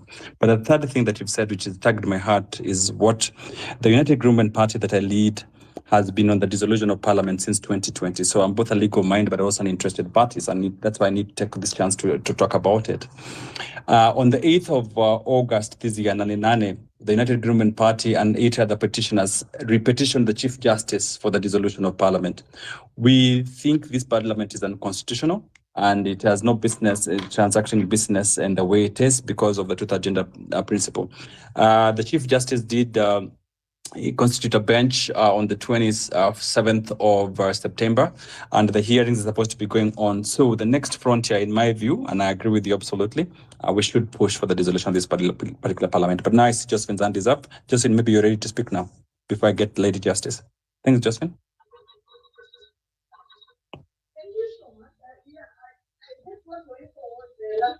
Was saying, we can also Far with the mic. Josephine, we cannot hear you. Josephine, you are very far. You are in Mombasa and phone is in Nairobi. No. You can hear me now? It's a bit better. Yeah. A bit better. Go ahead. Can you hear me? Josephine, did we lose you? I am still on. Okay, please go ahead.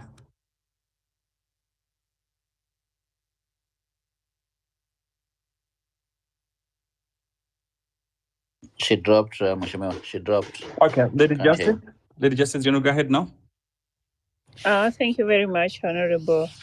Thank you, Hilary Gondi. I love the enthusiasm of us Kenyans and wanting change and all that. And I love that we still foresee that at the end of the day, there is much that we can do to change. But I also want to redirect us on some of the critical matters that are actually happening in the country right now. You know, running a country is like running a business, and but by now we must all be aware that our books are not the best books. You know, our financial books, our credit score is not the best, and as a result, we do not have, you know, people betting on us. We don't have investors wanting to work with us because they see us as a risk. You know, and so my concern is, even as we want to change leadership, as we want to make things right, I really feel sorry for the person who's coming next after Ruto, because, you know, the country is dying financially. The country has no investors. And right now we're hearing about the Adani group. One of the things that most people don't know, that Adani is the only person who is willing to bet on Kenya. There's no any other person, any investor out there who is saying that, you know what, these financial books are so bad, but we want to try something. Everybody's running away from Kenya, away from investing in Kenya. And that creates a really difficult scenario for any good leader that is coming in the future. Let's say, you know, we rally behind NATO today and he gets to the position of power. NATO is going to face even worse challenges than what Ruto is facing right now. And I think at this point, we might need, as a country, to focus on how do we bring our country back to its feet. Because right now we're crawling, you know. And as much as we will be having financial problems in the country, as much as we'll be having investors running away, it doesn't matter how many good leaders we have. We will always come to the same problems where, you know, now NATO gets in there and we say that, you know, NATO, we need healthcare, we need education, we need funding for roads, we need funding for electricity. Electricity is such a big deal in an economy. Like, can you imagine we're sitting at a point where Kenya has nobody to invest in its electricity, in her electricity, except for Adani? We don't have anybody standing up and say, oh, we want to invest in your airport. And airport is, you know, the place that determines how goods come in and go out. And, you know, I hope we can go back and look at that. And as I yield, I'm going to say that we also have to realize that Maandamano is good. Yes, we want to send a message to Ruto, but haven't we not sent a message enough? There comes a point where if our interest is in this country, we have to come back to the drawing board and start asking ourselves, what can I do to build my country? Maandamanos just ends up making, you know, creating instability in the country. And I'm not saying that right now Ruto is great, that we should leave it. I think we are focusing on the wrong thing. Ruto himself cannot even run the country. So can we resuscitate the country before we can focus on let's bring in new leaders, let's do this and let's do that? Thank you. Thank you very much, Lady Justice. Kenyan lady, you're going to speak next, but let me just say a couple of things with regard to what Lady Justice has said. You know, most people will be reluctant to invest in a country that is corrupt, a country where there is no right of property, is not protected, a country that has an extractive judiciary where, you know, people who are supposed to be in jail are sanitized and brought back to life. No one is going to invest in a country like that. So I agree with you absolutely. Kenya is on its deathbed. Kenya needs to be resuscitated. We need a lot of intravenous injection, but that is what this sort of awareness does. Having done this sort of awareness, we really need to move it to the next level, which is of organized political planning. But Kenyan lady, let's hear you.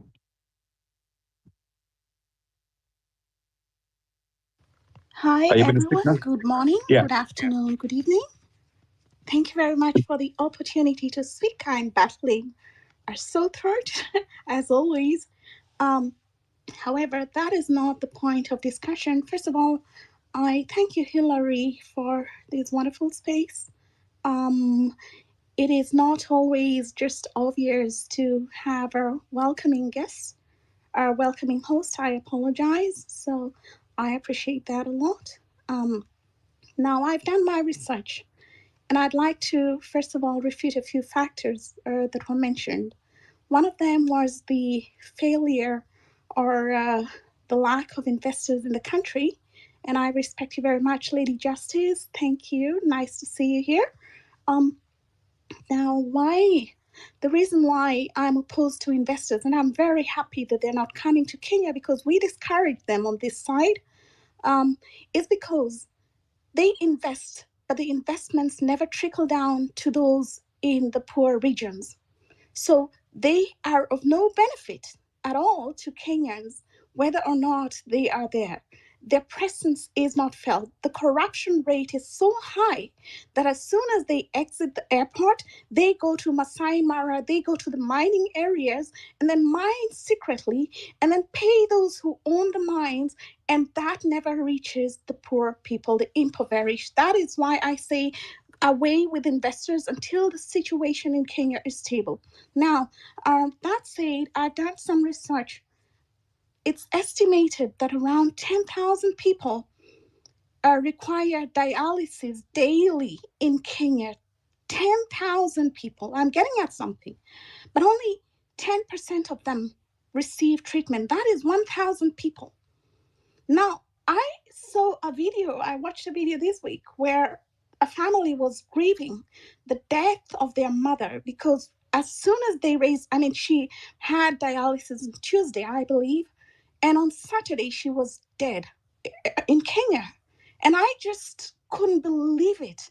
Honestly, people wonder, okay, why are diasporans are getting involved in our affairs? I may never return to Kenya, but what I see pains me, it hurts me to the core.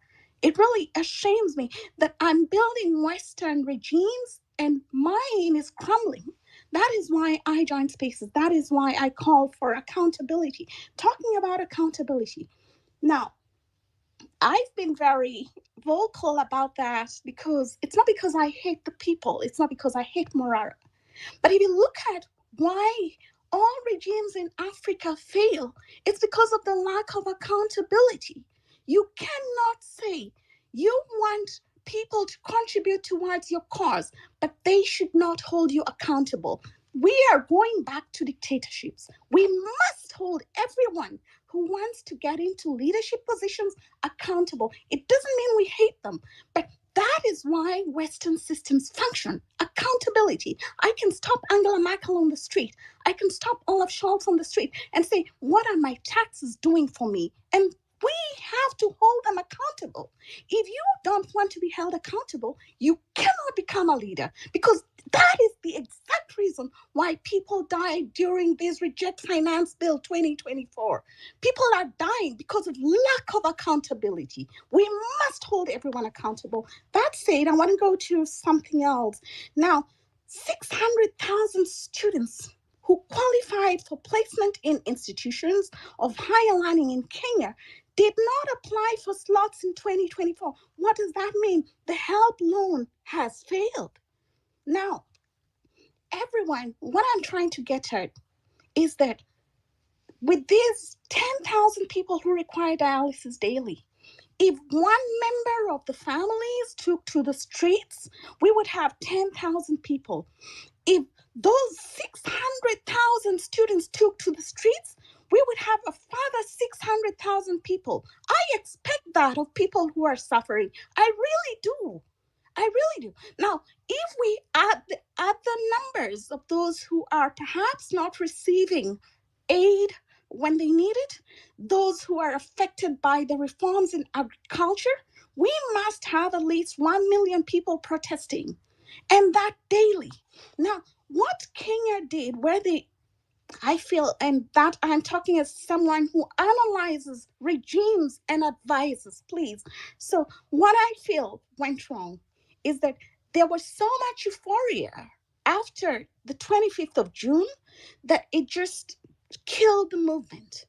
But the real regime, the accountability, the democratic regime that we've always wished for happened between the 25th of June and July, where the parliamentarians were forced to join spaces because nothing else was going on in Kenya. You had to be on the space. Now, where are those suffering Kenyans? Where are those who don't receive dialysis? They need to be on spaces. We must bring the regime back to the spaces so that those people understand that people are the ones who voted them in, they run the country, they create and can destroy. They have to understand that. I'm about to land, but I wanted to say, now, I just don't talk. When there was a situation in Berlin, and that is always the case, where those who are renters felt discriminated against because the landlords have very high rates. We all went to this area of Berlin, which is a poor area. It's called Neukölln, and we protested against the closing of pubs and the removal of tenants. We protested day and night. And that is what brought the Berlin Wall down. They protested in 1989 every day for a week. So you cannot protest for 1 week and announce we're protesting on Tuesday, and then on Tuesday you say, okay, let's protest on Thursday. The government is ready. It has to be a surprise. It must be made the Kenyan regime must be made ungovernable at this point. We are tired. We're sick and tired of hearing all these news of people dying. Now, in Egypt, the revolution of 2011, it is one thing we can really borrow a leaf from as Kenyans. So it was sparked by widespread discontent with autocratic rule. We have all the current Kenyan regime exhibits all characteristics of our dictatorship. And if I may mention some of these characteristics, which Ruto, he's really not ashamed of showing at all. I'm really embarrassed at this point, honestly, sometimes to be Kenyan. The only thing I'm proud of are the marathon runners. If you look at judicial disputes, now, William Ruto has had several high-profile conflicts with Kenya's judiciary.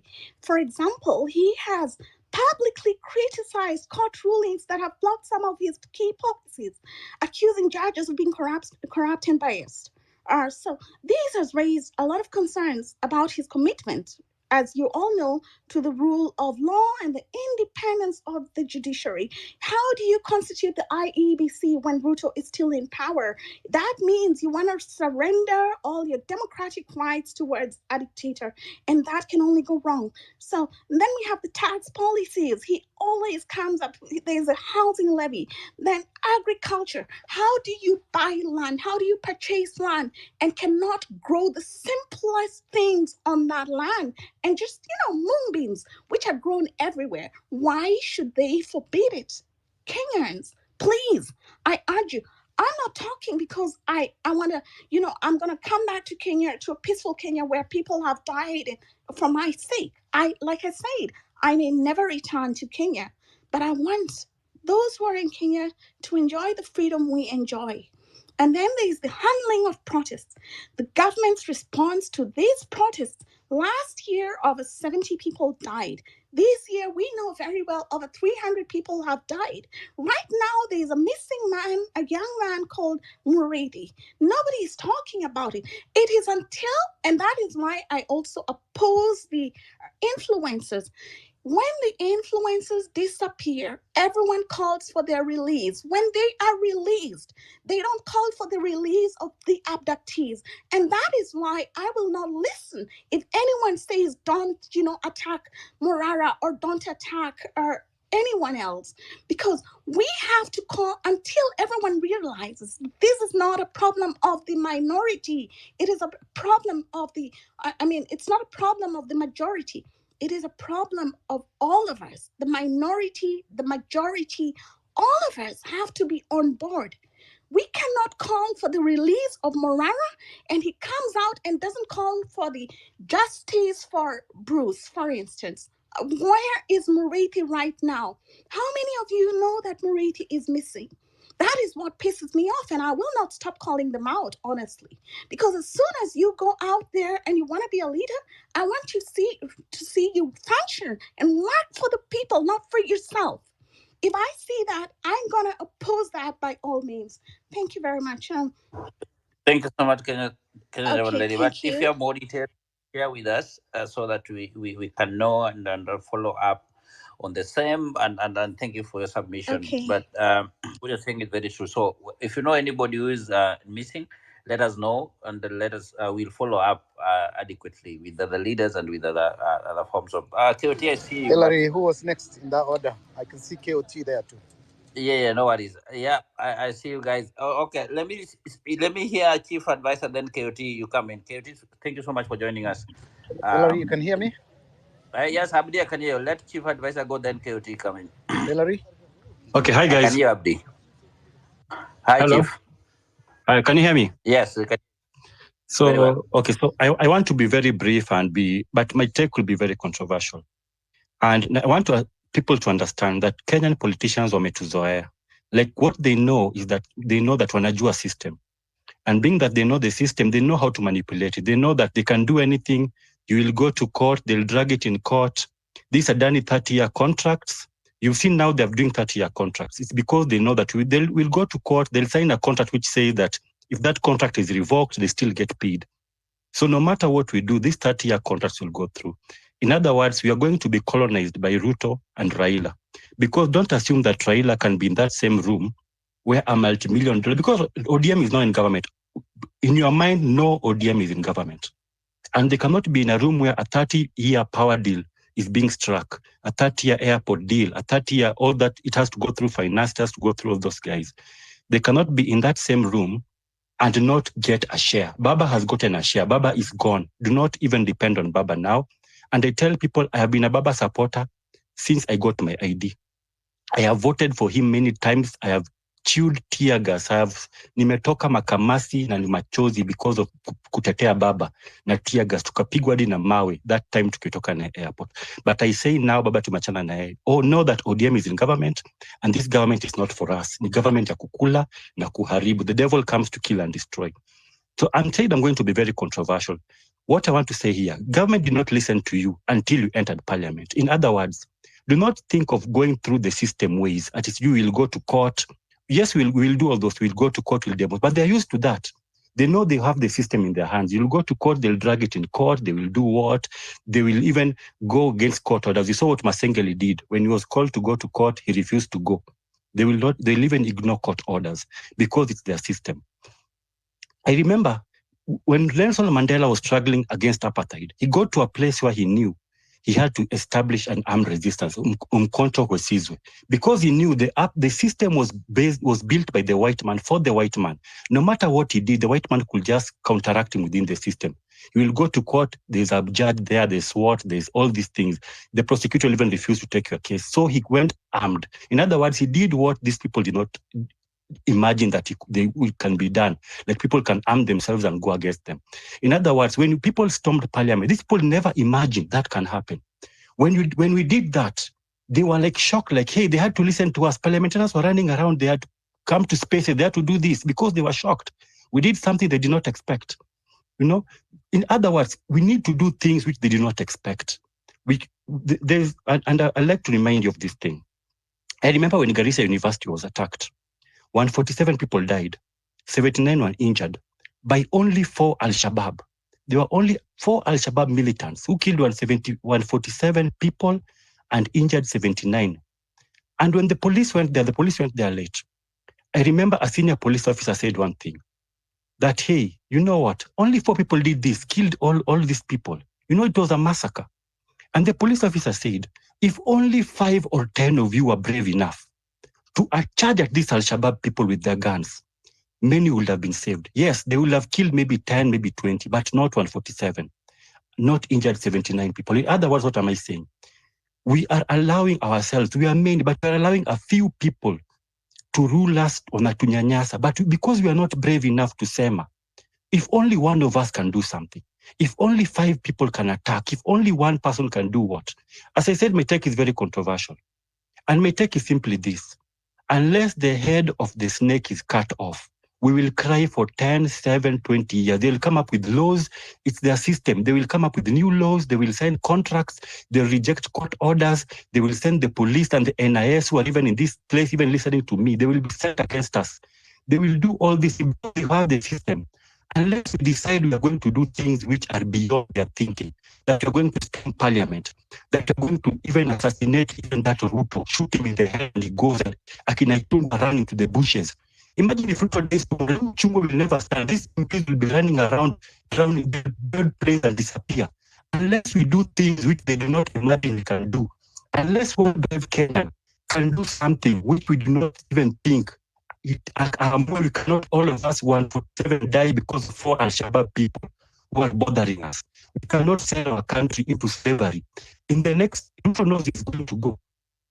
And what does he do? He signs the 30-year contract because he's saying kitolea serikali. For 30 years, stima itakuwa na wapea because you know everyone uses electricity, itakuwa ya Ruto. For 40 years, atakuwa pale airport anajenga kila kitu. Even right now, nasikia Kenya is distributing internet. That internet ukiangalia it's Telkom. And I'm very sure Telkom was already sold. So Dubai company was buying Telkom. Telkom was sold to some Ruto company. And at the airport officially, because Parliament gave Ruto the right to sell anything without Parliament oversight. So I'm very sure even that airport, Telkom is sold in Ruto. All these things, and Anunua, look at the SHA system. It costs 4 billion. That SHA system, I can tell you for free because I've worked a lot in those IT projects.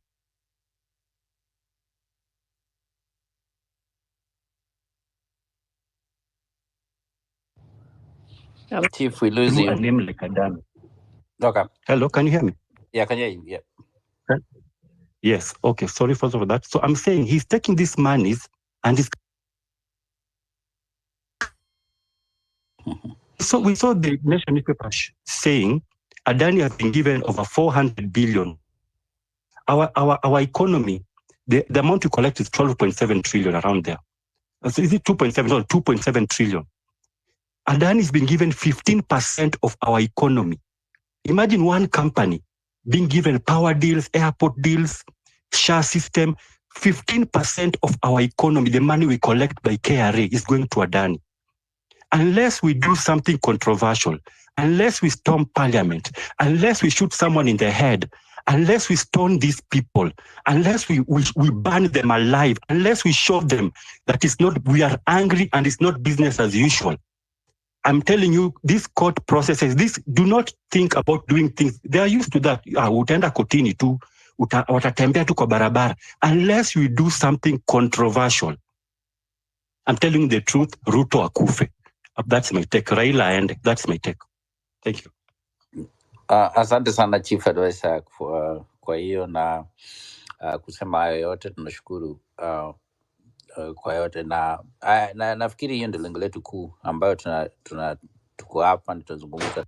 Tunaona njia nzuri ya kufuatilia mambo ambayo yanatendeka katika nchi yetu. KOT, tusalimie bwana, salimia watu. Unaendeleaje?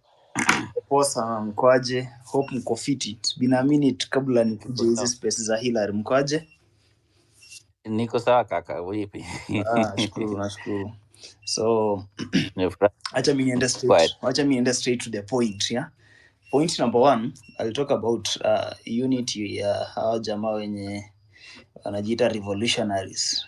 Of course kila mtu mwenye ako kwa hii space hapa probably you guys are revolutionaries and we really need to have something called unity. Tumekuwa tukihost spaces all along from from June, up to now. And of course, at some point, I felt like there are some people who just want to do these things for themselves, without prioritizing what others are doing, and without coming up with strategies.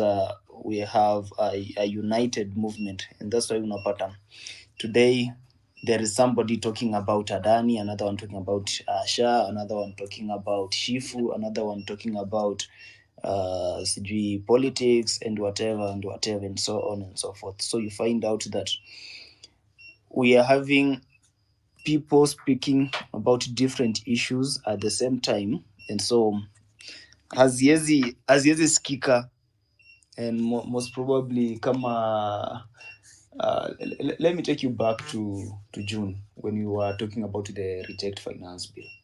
During the reject finance bill, the main thing that took us to the streets was that finance bill, and so each and every person was talking about it. We had a lot of issues that were burning sisi kama citizens, but we are not measuring on those small issues. We are measuring on the one big issue, which was a reject finance bill, and that's why tulikuwa na that unity. Kila mtu alikuwa anatoka nyumbani akikuja kwa streets knowing that we are going to protest against finance bill 2024. And so today we are having a lot of issues, na mkiangalia hizi issues zote mkizichukua zote, the issue of Adani, the issue of Shifu, the issue of Shah, the issue of the new funding model, the university new funding model, sijui the corruption issues, zile stalled project issues, all these issues, they only revolve around the current government or the current regime we are having. My thought was, what if we come out in large numbers? Sisi kama the citizen of this nation. I no longer use the word the young people because we already have even the Gen X joining us. What if we all come out and identify the major problem ni gani? Is the major problem the Kenya Kwanza government? If it's yes, then let us do it like what we did for the Finance Bill 2024. Tuseme now Kenya Kwanza government must go home. If we say Kenya Kwanza government must go home, we mean the presidency, the legislature, na some part of the judiciary. Because mi nashangaa unatoka tu wapi morning, uamke ukuja useme Waluke who spend some time hapa committee amekuwa mweupe kama pamba, and so you drop the charges ama you overturn the decision. I think somebody who did that akona kichwa mbaya, akili yake ni mbaya. And so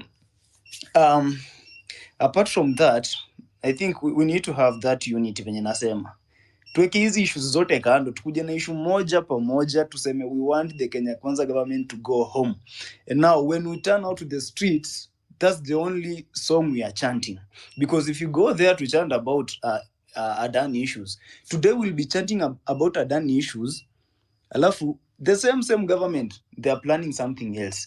Remember when we were going, imekuwa juzi, when we were going to Milimani law courts demanding that Morara must be released, these guys were busy they were busy ensuring that the Shah and Chief is now in place. Na tukakuja nyumbani after that, kila mtu amechoka. Now you are receiving messages that you have been migrated from NHIF to SHA.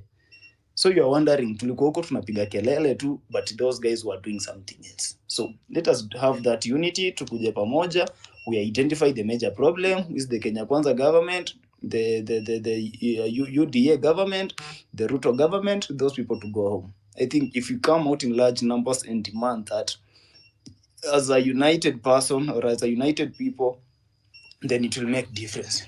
Otherwise, currently people are doing civic education, which is so good. Personally, I'm doing it here on this platform, on digital platform, and also on the ground. So I wanted to encourage my fellow wale munajiita activists. If you are good at digital activism, kindly do it to your best. And if you are good at the ground activism, where you can you can speak to people, you are good at public speaking, go out there and educate our people what is exactly happening. yeah. And if you are good at both, kindly piga show yako mchana, ongea na watu, educate them, kuja hapa host space, educate them, is what I've been doing. That's what I can advise us. And let us use these big digital platforms: X, Facebook, TikTok, Telegram, of course, Instagram, hizo zote. So if you are good at you have a good following on those platforms, TikTok, X, kindly use that platform wisely, because when you're going to feed people with certain information and these people follow you, of course they will buy your idea. Kama tu juzi venye Aoka alisema mimi ni mall hapa, alisema mimi ni NIS, and you guys, some of you guys bought that idea, yeah, because she has that influence. So use your influence wisely on the digital platform you're having. Otherwise, to ignore story nyingi za government bloggers, because they're the one who are trying to ensure that tuko this unit tuko nayo wametubreak katikati. And so I don't have much to say, but let us identify the major problem we are having. If it's that Kenya Kwanza government, then let them go home wote. Ruto, sijui ni Gachagua, saizi pia naona Raila pia ameenda huko, and so on and so forth. Let each and every person go home. Sisi kama vijana wenye tunataka kuchange this nchi, we can occupy those places to ensure that we are having a good country, that the next generation that is coming, the generation Alpha, they found this nation as a better place. Thank you so much, Hilary. Nitawasikiza. Asante. Asante KT for the work that you're doing, and also coming to the space and also giving your sentiments on the same. That's very true. What we need is unity.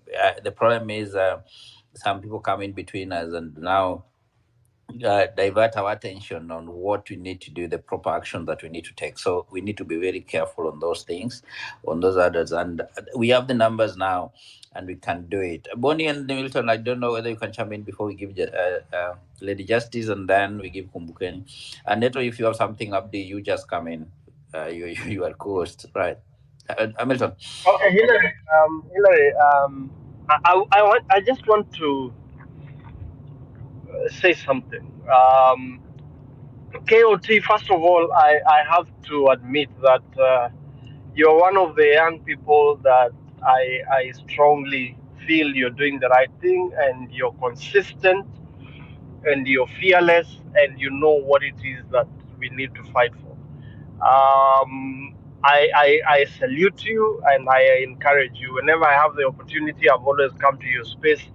And earlier on, I don't know whether you are here, but I did say that we need to make these spaces a 24-hour affair, round the clock, so that, and the beauty of it is that we have Kenyans all over the world.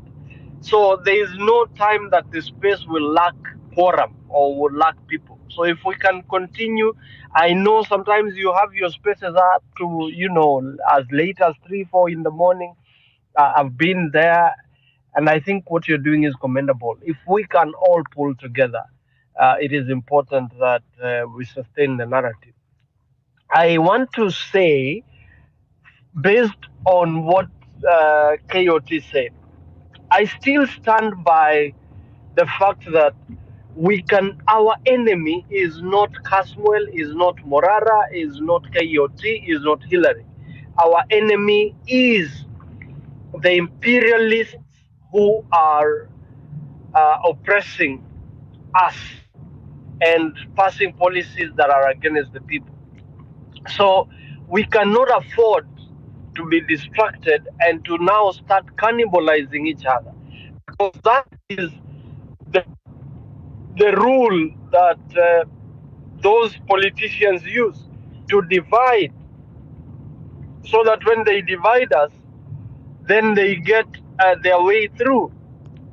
We cannot afford to do that. All we have to do is to make sure that we whip each other into order.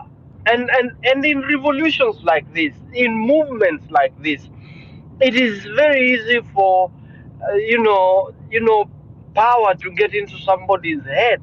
It is very easy for someone for this thing to get into their head, and they get popular, and they think that now they are going to be the next president of Kenya. Ruto goes, I come in, I am going to be. It is very easy for people to get that distracted. It is natural. We must allow people to be human enough and to make mistakes. But when they make mistakes, we must never castigate them and correct them so harshly in a way that we lose them. We need everybody, we need that energy, we need that skill. They are a resource that is necessary for the movement to succeed. We must always be reminded that even when we make mistakes, we are still human. And those mistakes do not define or do not mean that we have lost the cause. We can correct each other with love as hard as we can, but always remember that a soldier lost to the enemy is a major loss that we can never recover, and that extends, it postpones our victory by, even if it will be by an hour. We cannot afford to do that. We need to pull together. We need to speak with each other. KOT, Morara, Casmuel, Mercy, let us all find a way of talking together, and so that we can be able to achieve. And which brings me to a point where Mheshimiwa Neto will agree with me that we need to have uh, sort of, I know it is not the way it is supposed to be, but we need to have a council of elders of sorts. You know, that upper house where people go to and we're like, no, we can't go that direction. We need to whip each other into proper order so that we can be able to achieve this. I want to say, as a land, one thing that I've kept saying, we must always remember and bear in mind that this is not a sprint, this is a marathon. And as we go, we will get to the 20th kilometer mark, and some people will fall by the wayside. We will get to the 30th kilometer mark. That is when you begin to realize who is in the race, who is in the winning pack, who is likely to be in the medal bracket, and like that. We are still probably at the 10th or 15th, approaching the 15th kilometer mark in this race. It is a marathon, and not everybody is going to finish. But as many as they started, we will have them at the end of the day say they participated in this marathon. And the winner ultimately has to be magnanimous enough to say it is the Kenyan people that have won. It is my motherland. It is my country that we all celebrate because we are a part and we can partake of the success that Kenya becomes. That is the conversation that I need us to have. That is the call to action that we must be able to have, and we must be able to embrace as a people. The enemy is the political thugs that we have out there. And the winner that we must have is the mamamboga, is the boda boda person, is the service that Kenyans will get for their taxes, is the services they will get from a government that they install that will be acting and making decisions in the best interest of the people. What we must do, and I will, in conclusion for this statement, is that we must rise up now. It is not tomorrow. Even as we are having this space right now, William Ruto and the other thugs are plotting what they are going to do against us. We cannot afford to go to slumber for 7 days. We must do it now. I would want us to speak to the strategies that we deploy to make sure that the anger here, Sirayote, it has translated into. By the way, what Chief Advisor said, I agree that when you're in a fight like this, you must think like a terrorist. And death is also an option. Sometimes you wish your enemy death because that will be the freedom that you do. So let us not castigate people who say if William Ruto today and his cartels were dead, that Kenya will be free. There is nothing treasonous about it. There is nothing sinful about it. It is just a normal way of thinking. Thank you. Thank you so much, Daktari, for that. Go Abdi, ahead, can you? Hillary. Yeah, I'll just add a little bit. Go ahead. Okay, that's okay. So, guys, this is the order. Lady Justice, then um, Kumbukeni. Oh, Sankara, you've been here. Kumbukeni, Sankara, then Maverick. In that order, that one to keep at least 2-3 minutes. It will be okay with us as we winding up. Neto and Abdi, you can chime in anytime. Bonnie, you can come back. But I see Comrade Mbuka. Mbuka, I see you, man. If you have time, you can come up and also chime in on the today's agenda or topic that we have today. Yes, Lady Justice, go ahead. Abdi. Hillary, I just wanted to add on what Dr. Hari has just said, leaving the stage, and it's this call to unity and peace. You know, in the Luo culture, we like to say "pesa okoe rokoko." Money doesn't like noise. And when we say that, people just think it's literally money. No, anything you want to achieve in life doesn't like noise. And noise is any kind of commotion, you know, the fights between Kasmuel and, I don't know, Murara and who. All this, we might think that the distraction is coming from the government or is coming from the members of parliament, but it's within the movement right here. And we see members, the influential members of the movement constantly fighting, and you are the ones who are making these movements tall. Stop fighting. Stop fighting. You two people, you can be in a movement and still have different opinions.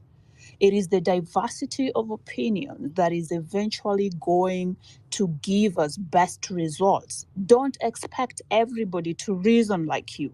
Don't expect everybody to if Kasmuel is meeting Raila Odinga, don't go like, oh, he's a sellout. You do not know what he's doing there. Maybe he's going to go in there and he's going to get intel that is going to be very, very helpful to the movement. But the moment you've already cast a stone at him, he's not going to come back.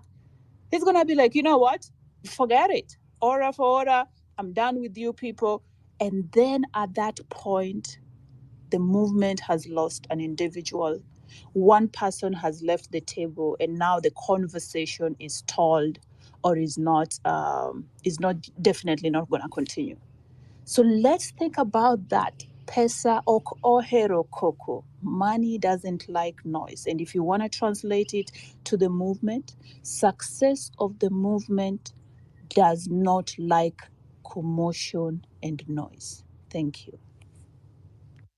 Wow. As Kumbukani coming in, Neto, do you have anything to, or Abdi? Go ahead. Yeah. Maybe I will add a little bit to what they said also. I think in any revolution, I think there will be moments when certain leaders may stray from the path that serves the people's struggle. I think it is easy to feel the way everyone has said, the way Dr. Milton has said. It's easy to feel disillusioned when we count on waivers. Is Abdi speaking? I can't hear him. Can you hear me, Hillary? Yes, we can. Yes, we can. Yeah, okay, thank you, Neto. Yeah, so it's easy to feel disillusioned when this happens, but we must focus not just calling out on mistakes, I think, but offering a way back. A genuine revolutionary movement is about building future, not tearing down the present. That means creating a space for dialogue, understanding those who have lost their sight of the cause, and helping them to reconnect with the vision we are all fighting for. I think we can't afford to dismiss those who stumble. We must guide them. Revolutionary isn't about just resistance. It's about nurturing a collective leadership that keeps the movement strong. A house divided will falter, but if we unite, and for those who stray can be brought back into the fold, strengthening the cause instead of weakening it, our commitment, I would say, to a positive change must remain unwavering, and the door should always be open those who are willing to return to the fight of justice. I think that is my take on that. Thank you. Thank you, Hillary. Thanks, Abdi. I just want to say two things to echo what Milton said. Milton, I agree with you that there's need for a council of elders that needs to check and guide. I mean, and it underscores the initial clarion call that people made, that it could not just be a Gen Z revolution, it needed to be a Gen Zote, so that the experience of the yesteryears is brought to inform and guide the way the direction of the new movement goes. So I really, really agree to the extent that, you need a council that really checks on people in terms of balancing emotions and also guiding. That's one. But the second one, which you said, which is a thing that I really want to address, is that a soldier lost to the enemy extends the struggle, extends the fight for some time. So we must always guard against, losing our clock. Thanks so much. The next speaker that Hilary had called out. Asante Hilary, asante Neto. Hello everyone, habari gani. Just a few things that have been said so far. It's good to see everyone. It's good to see that the spaces are continuing to solutions and not just talking about Gachagwa's impeachment.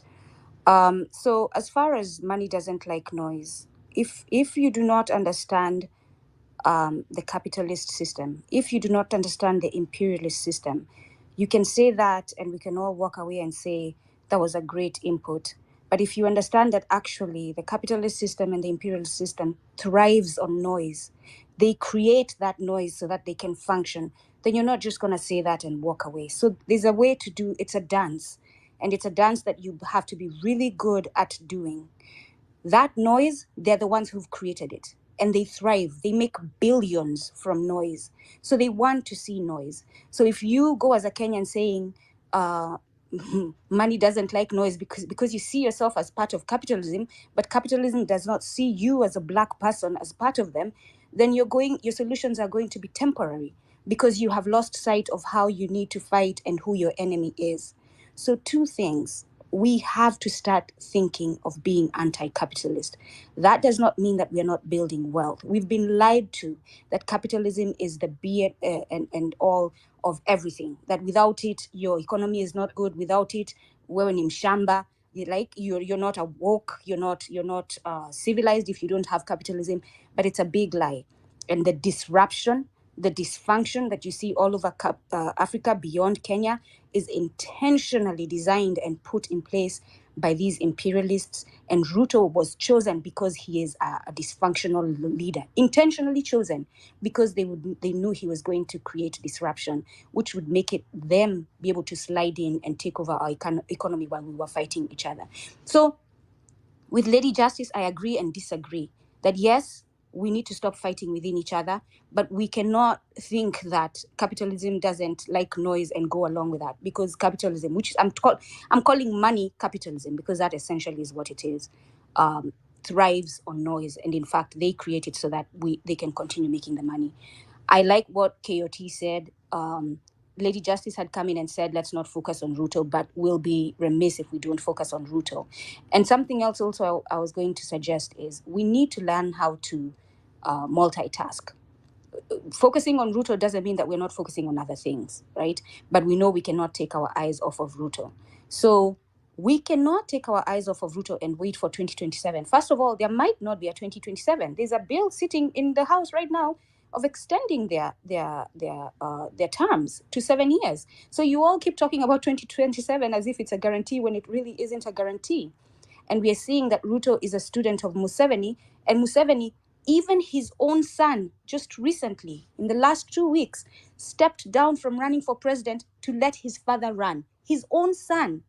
This man is so obsessed with power and wanting to retain it that even his own son had to step down. He can't even hand it down to his son. So for us to keep talking about a future of following the system that these people don't follow is to be delusional. So I say we can focus on taking down Ruto while building the economy, focusing on building the economy. We can focus on taking down Ruto while putting structures in place to save our food security, because right now it's under threat. We can focus on taking down Ruto while building structures of education that are moving away from the miseducation system. So I agree with KOT, we cannot take our eyes off of Ruto. This idea of investors, and these investors are not in Kenya for us. These investors are not investing in us, they're investing in them. You know, we hear all these words and we think we are part of them. To understand what is going on, you have to understand racism. It is a big part of everything. I know for us, because we live in nations where we see ourselves all over the place, the white people are not there, so racism is not at forefront for us. But you have to look at it globally. And it is a forefront in global economy, global interactions, global politics. Racism is a big part of it. And they see you as inferior to them. So for you to use their systems to build your house is going to be crumbling every time you start, because their systems are intentionally designed to keep you down. So when we talk about finance and economy, and we are using these terms that capitalists and white folk, let's be specific. Imperialists are white folk, and the Chinese are stepping into in that position. They're very much imperialists. We are defeating ourselves because they're not investing in us. So when we talk of investment, if we are talking about investing, you have to be specific. Investing in us. Don't just say investing. Those multinationals are there to take and rip off, and everything they do is going back into their system. Excuse me. On Kumbukeni, we recently had John Perkins, who wrote Confessions of an Economic Hitman. I encourage you all to read that. If you're close to me, reach out to me. I'll see how you can get that. If you cannot get the book, go on Kumbukeni. The videos are there, and listen. And these people intentionally designed, they go to these places because they know they can get away with human rights violations. They can hire you for nothing. They can beat you up and have you work for 20. I have family right now who's working on cruise ship, and they're working 11 hours a day, 7 days a week. That, if the US was, these cruise ships belong to the US, but they've registered in other places so that they can get away with these bad practices, so that they can abuse your labor. If that was to be brought to a court of law in the US and they were held accountable by the legal structure of the United States, they'd be found at fault, because you're not supposed to work 11 hours a day, 7 days a week. That is an abuse of labor, but they're doing it. And so we need to stop seeing ourselves as part of their system. These investors who are coming to Kenya are not investing for us. And I celebrate every time I hear they don't want to invest in Kenya, because that will give us a chance to grow our economy. It is a celebration. We should stop crying. Why do you want the Mzungu in your country investing? Why can't you want a black person investing? Like, we need to stop talking about they have the answers and always seeing the white people as our answer for our future. The answer is in us.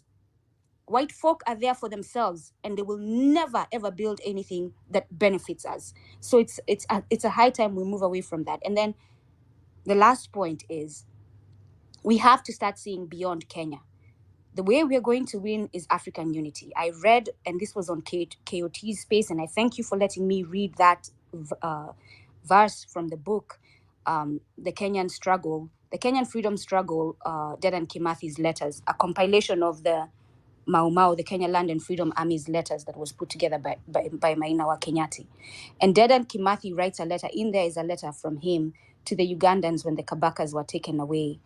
They were taken down, and he's offering to send Mau Mau warriors to Uganda to support them.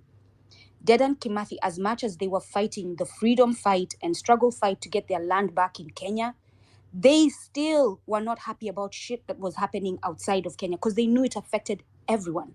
When Ghana got independence, Kwame Nkrumah says, this is a victory, but it's not a full victory, because without independence of the other nations, we are still not independent, because we are at risk. So we have to start thinking strategically and stop being selfish to think that the solution is just within our borders. And the day that we start coordinating with the Ugandans, we start coordinating with the Nigerians, we start coordinating with Namibia, everywhere, then we're going to start having a conversation that is going to actually be foundational and sustainable. But santeni. Asante sana Kumbukeni kwa hayo, na tunashukuru sana kwa maoni yako. Dr. Milton, you welcome in before Maverick and Buka. Yeah. I just want to say this. Kumbukeni has said something very profound, and which we must be able to think about. And this is about the foreign direct investment. The idea of foreign direct investment. I want to tell you this. I don't know whether maybe any of you has had the time to watch Dr. Ikuru Akot when I think he was talking to Ikonini TV or Ikonini something. If you get time, just try and look for it. I will try and put that link here. But Dr. Ikuru was saying, and I've been in that situation before myself in 2016, where these investors from foreign countries coming to Kenya don't think that they are there to make money. These oligarchs, these politicians make a lot of money, and I can say Uh, Dr. Ekuru Okot was talking about somebody demanding for $10 million before they can get a license to operate in Kenya. That is a 1 billion shillings plus, 1.3 billion to be precise, in this economic at the current exchange rate. And that happens all the time. They demand for shares. They are demanding for stakes in these foreign companies that are coming to Kenya. And in the end, every single company that is coming to do business in Kenya has a politician as a shareholder. And they have paid huge kickbacks. No wonder there is very little you can talk about that you have all these foreign companies or all these multinationals operating in Kenya, but you cannot see that directly as economic development, because what they do, they are brought into the pockets of the politicians, and therefore what they are doing is they're not doing business. They are not developing the economy. They are just reaping. They are just being used as conduits to take money from Kenya to foreign countries. So we cannot be talking about and blackmailing the country that we cannot do maandamano because we are going to scare away investors. Those investors, let them go away because they are not serving Kenyans' interests. And I was involved in Dafabet, which is one of the biggest betting companies in the world. I was involved, and Simon Chelugui, who is now the CS, the kind of things they were doing, the kind of demands they were making, you cannot believe it. So these things, foreign direct investment does not have to come in the name of Mzungus.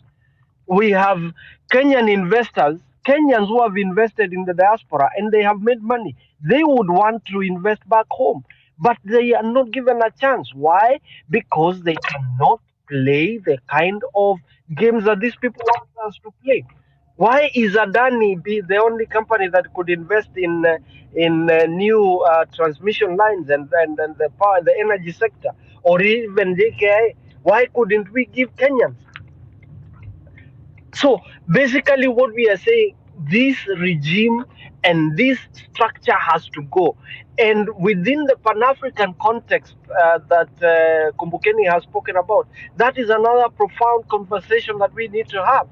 That when one country is struggling, then you can imagine the impact it will have. We need, when the continent is talking about free trade area, we need to think about the bigger picture, but then we need to mobilize ourselves so that we can take the leadership in terms of holding our political systems to account and reconstructing it in such a way that it works for the people and not the colonialists, mzungu ambaye alienda akaacha mzungu mweusi who is now colonizing us in the name, even the democratic system that we talk about, the IEBC we are talking about.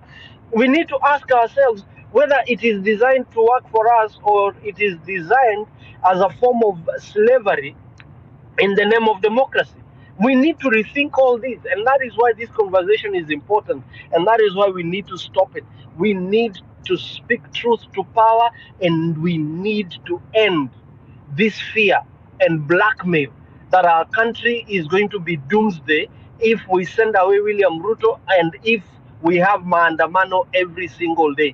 Kenyans have demonstrated time and again, and you cannot even count that we are a resilient lot and we know what we want, we know what works for us, and all we need is to replace these warthogs and these hyenas that make us believe that we can only succeed if Raila Odinga or if William Ruto and their children and their grandchildren are the ones at the top of that political structure that we design for ourselves. We need to get away from it. Maandamano is the only way. Foreign direct investment can happen by our own people, even from the diaspora. We have successful enterprises elsewhere that can come home and invest and do business and benefit our people. Thank you.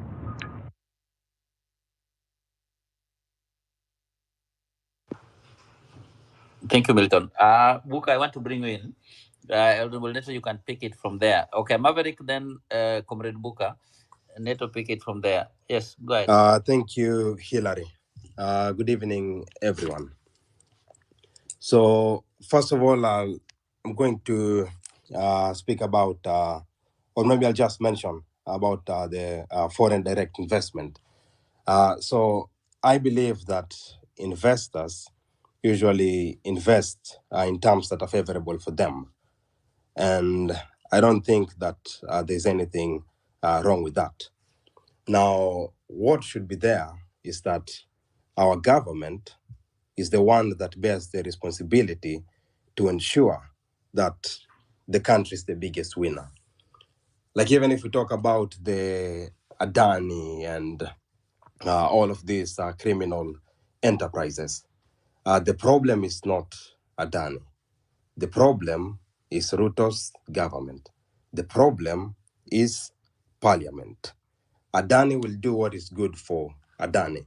Although we know that Adani is probably a Kenyan, but as an investor, they'll do what is good for them, and the government should ensure that the country is the winner.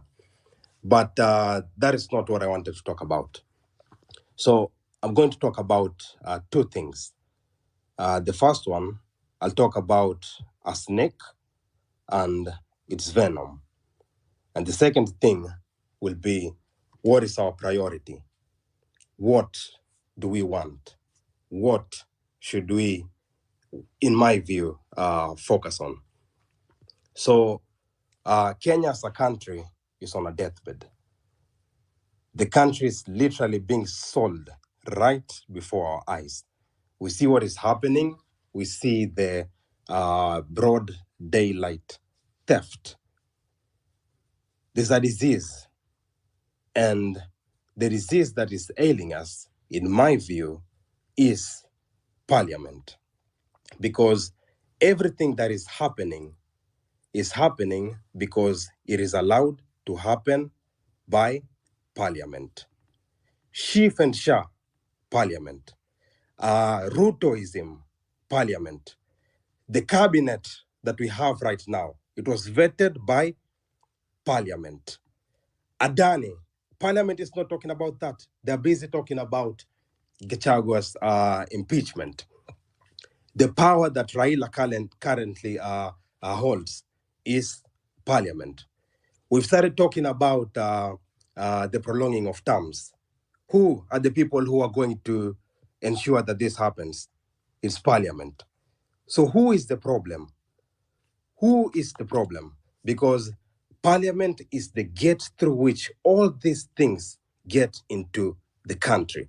And if we want to stop it, we have to go to the gates and stop it from happening. So Ruto succeeded in one thing. The one thing that he succeeded in is ensuring that we are scattered. He's ensured that we're talking about Gachoka's impeachment during this coming week. That is going to be the top of the agenda. If that is not the top of the agenda, we're going to be talking about Raila, because Raila said that he endorses the Adani deal. Then there's these internal fights that we have. So, and then we're going to get probably more things. We're going to talk about horticultural bill that is wicked. A lot of distractions all the time. And that is why it's important that we get something to focus on. And for us to win this battle, we have to leave all the distractions and focus on one thing, and that is the dissolution of parliament. Because while all these things are happening, Ruto is consolidating his powers. He's bringing in his troops. He's ensuring that he's getting stronger and stronger, and we get distracted and more distracted. I'm thankful for the teams that are doing things behind closed doors. The Tony Gachokas, the the Bookers, and many others. There's a battle going on in court. And this war is going to be won, I believe, in two places. And that is in the courts and, most importantly, in the streets. We need change to be the top of the agenda. So my submission is that we should focus our energy towards the dissolution of parliament, that we must mobilize to camp around parliament so that we force Ruto to dissolve it. And if Ruto dissolves parliament, and also I know some of us can be saying that, but I don't think that Ruto can do that. No, Ruto can do that. The only reason why he can't do that is because right now he owns the narrative. We are playing at his narrative. We are discussing the things that he wants us to discuss. The last time when we had the narrative, we forced Ruto to withdraw the finance bill. And that is why it's important that we get back and own the narrative. We force Ruto to dissolve parliament, and therefore we trigger elections, and then we put IBC on the top of the agenda with everyone focused on that, and to ensure that we get a system that is going to give us the leaders, the people that are going to speak for what Kenyans, for the needs of Kenyans. So without parliament, Ruto becomes harmless. So parliament is the snake, or parliament is the snake's venom. Without it, Ruto is just a snake. He might bite, but we'll be able to defeat him. That is my submission. Thank you.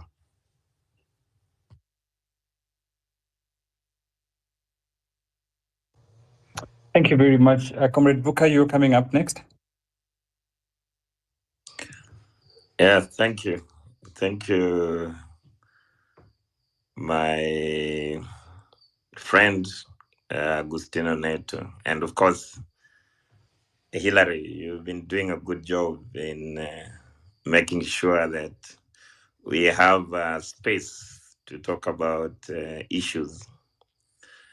But this space, this particular one today has really interested me. I was actually not ready to speak, but the discussions, I think I quite like Kumbukeni's discussions. It was really powerful in a sense. And, from my background, I'm a leader of the Communist Party of Kenya, and for the first time, I'm getting into a space where people are talking about certain interesting things. Like, for example, the talk about anti-imperialist, anti-capitalist, and to bring out the problem of the Kenyan society as a neo-colonial capitalist system. This is absolutely heartwarming in my reflections today. And of course, also the concept of Pan-Africanism, because, there was one intellectual from Zanzibar that said that all these things we are dealing with about negotiating with the former colonizers, that absolutely depends on the African continent to fire their own economy. What if we can negotiate with the global north as a continent and make sure that the interest of the Kenyan people is also the interest of the continental Africa? And he wrote a very interesting book, African Socialism or Socialist Africa. And his name is A.M. Babu. Classic from what Kumbukeni has actually reminded us today. That what if we were to make the total interest of our brothers and sisters in Congo, in Ivory Coast, and even the Black African population that are outside the continent against their own will. They are there because they have a shared, history with us, not just of colonialism and now neocolonialism, but also the history of slavery. The second thing that I wanted to mention after, of course, that celebratory mood is to discuss about the Gen Z leaders that have emerged.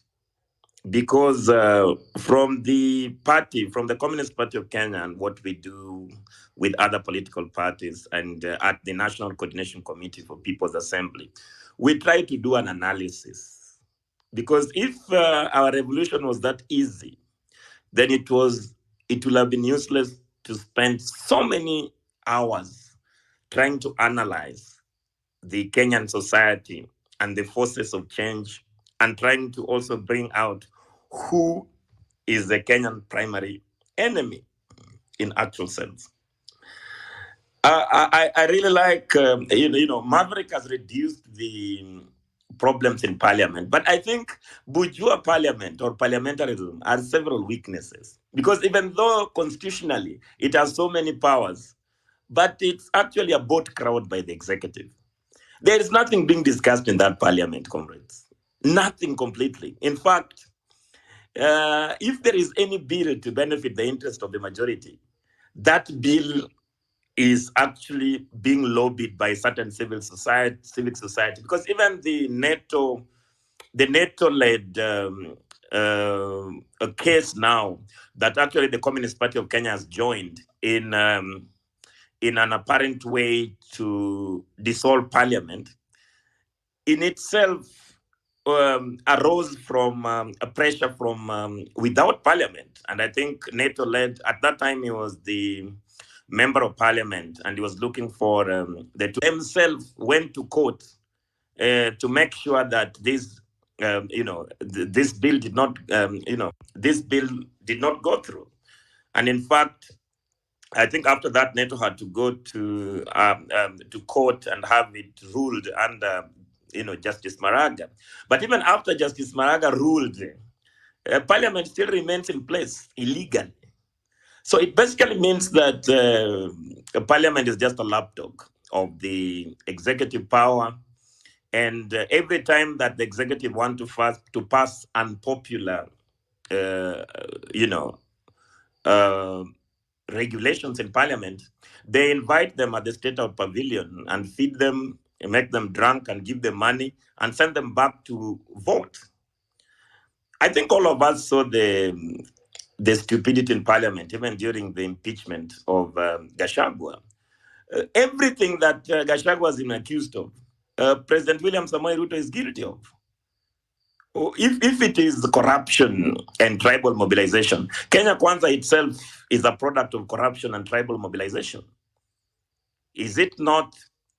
And as we have said before, during the run-up for elections last time, did we not see the deputy president then, President William Samoei Ruto, calling on political leaders, calling on religious leaders in the deputy president pavilion in Karen and handing over envelopes to them? Did we not see the use of dirty illegal money to try and shape narratives and prop President William Samoei Ruto to be the candidate, the preferred candidate? Did we not see the sale of lies wholesale? Even this now, the unfortunate, the court has let Walukwe off the hook. Before Walukwe was actually, convicted to 67 years in prison. Yeah, we saw him taking selfies in State House with the president during the inauguration ceremony. What about the murderers, Didmas Baraz, and the lady in Kilifi who and his bodyguard murdered innocent people? Are they not the people piling around the presidency? So this only reinforces our conviction that the Kenyan Kwanza government must go in its entirety, and not just the Kenya Kwanza government, even their hired mechanic, which is the ODM Raila Amolo Odinga, must die with them. Because in actual sense, even today, I think you people must have seen Raila Amolo Odinga was giving a statement to defend Adani. But he's just a dog of the West, this guy. He has no interest upon the Kenyan people. In fact, he is only working at the behest of the imperialist interest. And I could even give an example, because some people think that Raila is, very special and has been struggling for this country just because he has been able to shape narratives and balkanize the Luo community to try and say that the Luos are poor because the Kikuyus have been in government, Can we while it's please not even focus mentioning the on fact matters and that not on people, please? Can we please focus on matters? Thank you, because now you are bringing the laws into the conversation and it's being disrespectful. Thank you. first of all, Lady Justice, these are issues. The Luo community has been balkanized. In fact, during the visit of Raila Amolo Odinga and President William Samoei Ruto, after the appointment of the so-called broad-based government, this is what they had to say. And I can quote in verbatim that it is the first time that a Luo is running the treasury. This has to be interpreted in the broader context of balkanization of tribes. For me, it's important. Because if we don't do that, then we will think here that the Luo community is monolithic or Kikuyu community is monolithic. But the greatest issue is that we have rich and poor Kambas who actually share differences and struggles with the poor other tribes.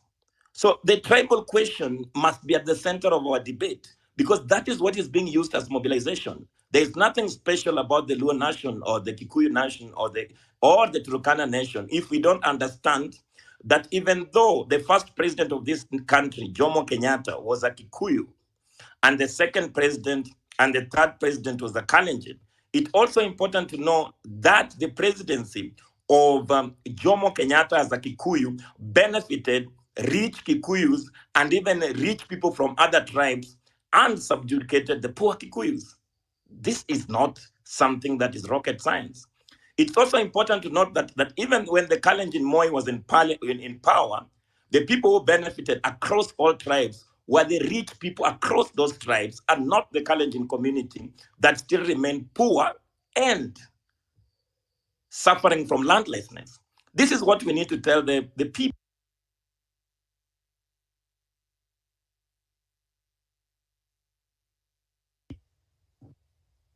Of one leader over the other. These are facts that we must continue to interrogate. Because remember, why I'm saying this more forcefully is that President William Samoei Ruto and Raila Amolo Odinga want to return us to tribal mobilization of this country. That is why the accommodation of, for example, the Joho in government, it means to please the coastal people, that one of them is on their own. So if we do not expose this tribal balkanization and say that the only two tribes that we have in this country is the haves and the have-nots, those who have property and the propertyless, those who are filthy rich. And this helps us to bring out who are the real enemies of the Kenyan people. Because now, for example, I think is Maverick and Lady Justice that talk about direct foreign investments. This direct foreign investments, as we continue to look at it, there is a group of billionaires, whether they are from any tribes, but there are few billionaires that continues to cut deals with international capital. Mainly, for example, I'll give a good example. Let us look at a AGOA program. This was rolled out by Bush and also under the Obama administration, and it continues. And this is what created the economic processing zones. This is what the imperialists and sold us, that this was a way to provide jobs to the Kenyan community because we are poor. But interrogating the economic processing, the special economic processing zones, they are not places to work. They are places to subjugate and expropriate labor. They are modern day slavery camps. That is why in economic processing zone, anything that represents the labor rights is suspended. The multinationals, together with their illegal partners here, mainly political class, like, not just Raila's family, not just Jomo Kenyatta's family, not just, the Moise family, and not just the big politicians, that upon partnership with them, they have tax holidays for 10 years. They have subsidized water and electricity. All these things is a clear mission to rob the Kenyan people, not just of their labor, but of their destiny. And that is why I was thinking that those people want to get angry about debunking those tribal mobilization. For us, we think it's up to them. But for us, we need to continue to advance on the objective reality that affects the African people. Now, on the individuals also, because we must talk about the leaders of the Gen Z movement that popped up. For example, my friend Kebaso Morara, who is also my comrade, he's done exclusive job in trying to expose the President William Samoei's dirty dealings and corruption. But also it's important to know that just because you can expose corruption does not make you a good leader. So in actual sense, his for example, him unveiling the Inject political party, I think was the biggest win. Because now, as he runs the Inject political party, he will be able to gain necessary experiences to partner with other political parties to drive the people's agenda. So the unity within the Gen Z movement must be a product of the struggle. But we must not just accept wrong ideas because we want to be united for the sake of unity. Even those people who are united around Ruto, for a fact, they were united, but for what end? If you look at Comrade Kasmol, he rode to fame through his polished English and suits and talk and singing. But does that mean that he can be a good political leader? Yesterday, I was talking to him and I was telling him he needs to read the history of Tom Mboya. Tom Mboya was a brilliant, polished, speaker. But what happened to him when he got engaged with the CIA, and now even we have reasonable evidence that Tom Mboya himself was murdered by CIA and United States imperialism. So when we were in the streets, it is also important that the United States imperialism, the Russians, and the civil societies like Open Society were with us in the streets. And they were also recruiting, because the American imperialism does not rest. Even I have been invited to some very backward meetings in what we call the imperialist embassies. And what I always say is that the primary enemy is the United States imperialism. So if we are going to get into alliances with the United States imperialism, the hegemony of the dominance class in the United States, then to what end? How are we going to, because for the National Coordination Committee for People's Assembly, we come to this conclusion that we are fighting for national democratic revolution.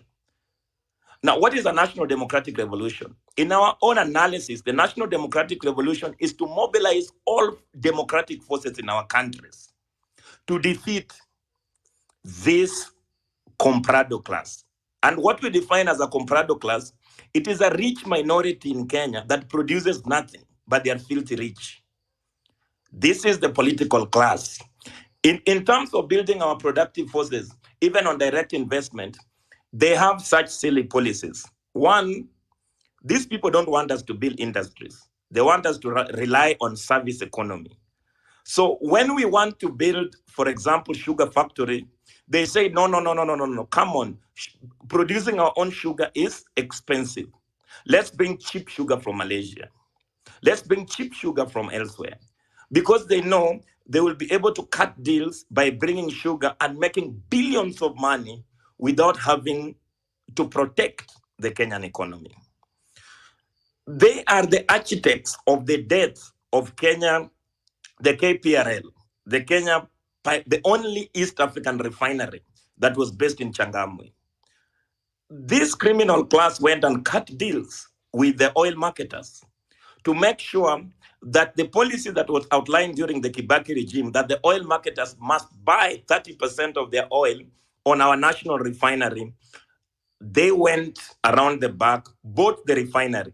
Now that refinery is not producing oil. In fact, what is happening is that the Kenyan oil is being taken to China or other countries for processing, while our refinery is being used as a only a storage reservoir for Total, Shell, BP to store oil. So they bought it to kill it. So these are the people who are dangerous to the Kenyan economy. They do not want Kenyan economy to develop. They do not want industrialization. They do not want to process our coffee here. They do not want to process our tea here. They want to have, they want the white multinational companies, particularly Dutch companies, British companies, to have tea farms to exploit labor here. But the tea, they want it to be processed outside the country. These are the enemies that we must continue to defeat in their own way. So what I would like to put it across, that the struggle within the Gen Z movement is the struggle for good ideas and bad ideas. And we have continued to remind them that, for example, Comrade Kasmoel, who was our spokesperson at the NCCPA, that had to leave last week after he was outrightly parleying with the enemies of the Kenyan people and sharing pleasantries. We cannot accuse Comrade Kasmoel for that, but we say that he has an opportunity to redeem himself. But the people that continues to auction our country cannot be the people that you pal around and you think that you can represent the new Kenyan project. So with all our weaknesses within the broad Gen Z movement, I think the best is to give a clarity that only through a political instrument, it can be a coalition or political parties that come under minimum program to actually eventualize the National Democratic Revolution, or it can be one political party that collapsed all the political formations within the people's camp to run for political power. Now, under the People's Assembly that we have been having discussions around, the People's Assembly is a powerful mobilization tool. But there's other things that we must never run away from. Organization. You cannot take political power without an organization. You can make noise the way you want, but at the very end of the day, you need a sound political organization to take political power. We are not bound by tomorrow. President William Samoei Ruto's government can fall, but the reality that even if President William Samoei Ruto's government fall, it is not obvious that the power will go to the people's camp. The power will go to the most organized. And this is a lesson we learned from history. For example, during the Arab uprising in Egypt, it is the backward Muslim Brotherhood, a reactionary class, that took power in Egypt because they were the most organized people. Now, for us, in our own thinking, even with all our weaknesses, we try to encourage that it is time to widen our organization and sell a project to the Kenyan people with a clear political program, a clear political instrument. It is not necessarily that it has to be the Communist Party of Kenya, which I belong to. Communist Party of Kenya, it's also for the, to complete our independence. We do not want to have a communist Kenya now. You cannot even start building socialism or communism without achieving the independence. And we cannot claim sovereignty without economic independence. As long as our economy is tied to the countries of the metropole, and we are only, offering, like I've said before in other forums, that the imperialist countries have reduced us only to provide cheap raw materials, where the processed plants come back to us to buy at an expensive price. They have reduced us into a Mutumba economy. Now our clothes, our cars, our ideas are all Mutumba. They are secondhand from the imperialist countries. There is nobody that is concerned that we are not even producing our own cars. We are not producing our own ideas. We are not producing our own clothes. In fact, when I was growing up, Mutumba was an humiliation. We used to call it the clothes for the dead king in England. But now, how is it possible that now people are celebrating second-hand clothing in our country? Maybe to wrap it all, what I wanted to say is that the GNC leaders that have emerged must also appropriate the right ideas and investigate the source of our problems, other than riding on their popularity to just make sure that they can raise money here, money there, or probably present a mirage to the Kenyan people. President William Samoei Ruto copied the bottom-up approach, while he knew very well he did not want to implement a bottom-up approach in the economy. In fact, his economic model is a trickle-down effect, but he was able to bring out sharp message to the Kenyan masses of a bottom-up approach, while we know for a fact that his main intentions was to win political power, to manage the economy of the Kenyan through the board of directors that only represent the interests of a few minority, particularly, for lack of a better word, the comprado capitalist class, or what we call the bourgeoisie, that which produces nothing but wants to control everything.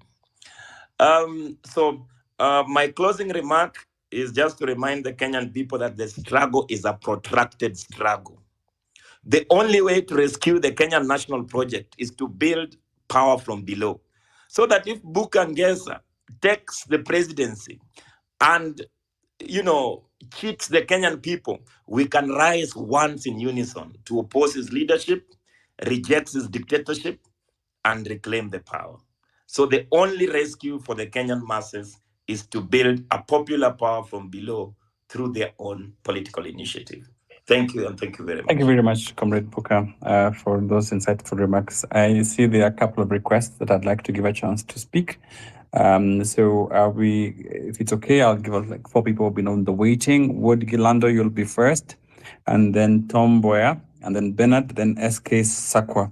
Those 4 in that order. But before you speak, Wood Gilando, there are a couple of things that have been spoken, which I really think I need to contextualize within the meaning of our conversation today. I mean, Kenya's political crossroads, uncertainty power shifts, and the Kenyans' options. I had KOT and someone else saying that we need to have a unity of purpose on what we want to do. And the unity of purpose would then lead us to identifying the major problem, what the major problem is. And I think someone has adequately proposed that, we need to get something to focus on, and he proposed the dissolution of parliament, and he called parliament the snake or the venom. So in terms of what we really need to do is, I think there is a meeting of minds in terms of focusing the struggle to one common deliverable in terms of what you can then deliver. And, so it's upon us to choose what that commonality would look like. Dissolution of parliament has come up once or twice. I think I speak before, and of course I am particularly inclined. I've been a party to that for the longest, but again, it's for the Kenyan people to choose what do they need to focus on, so that at least we can then deliver as one complete whole unit. That's the first one. But the second one, I think, which is a good point and an important point, is the need for us to own the narrative. Right now, I think the reason why there is no unity of purpose, or why there's no focus, is because we are playing on all the cards that the administration is handing us. So there is need for us to own the narrative, whatever we choose in terms of, what needs to be our focus. The third thing that is important for me, and, when Kumbukeni spoke about John Perkins and the Confessions of an Economic Hitman, for those of us who are students of development and African development, we really understand what the issues are, and, what really aches our nation, the nation state in Africa. And of course, Comrade Booker has buttressed it sufficiently with the need for a Pan-Africanist movement of sorts, to help us deal with neocolonialism. And I agree completely with you. My only worry and dilemma is that the current crop of African leadership does not understand that kind of thing. That is too big. For them, they want to play.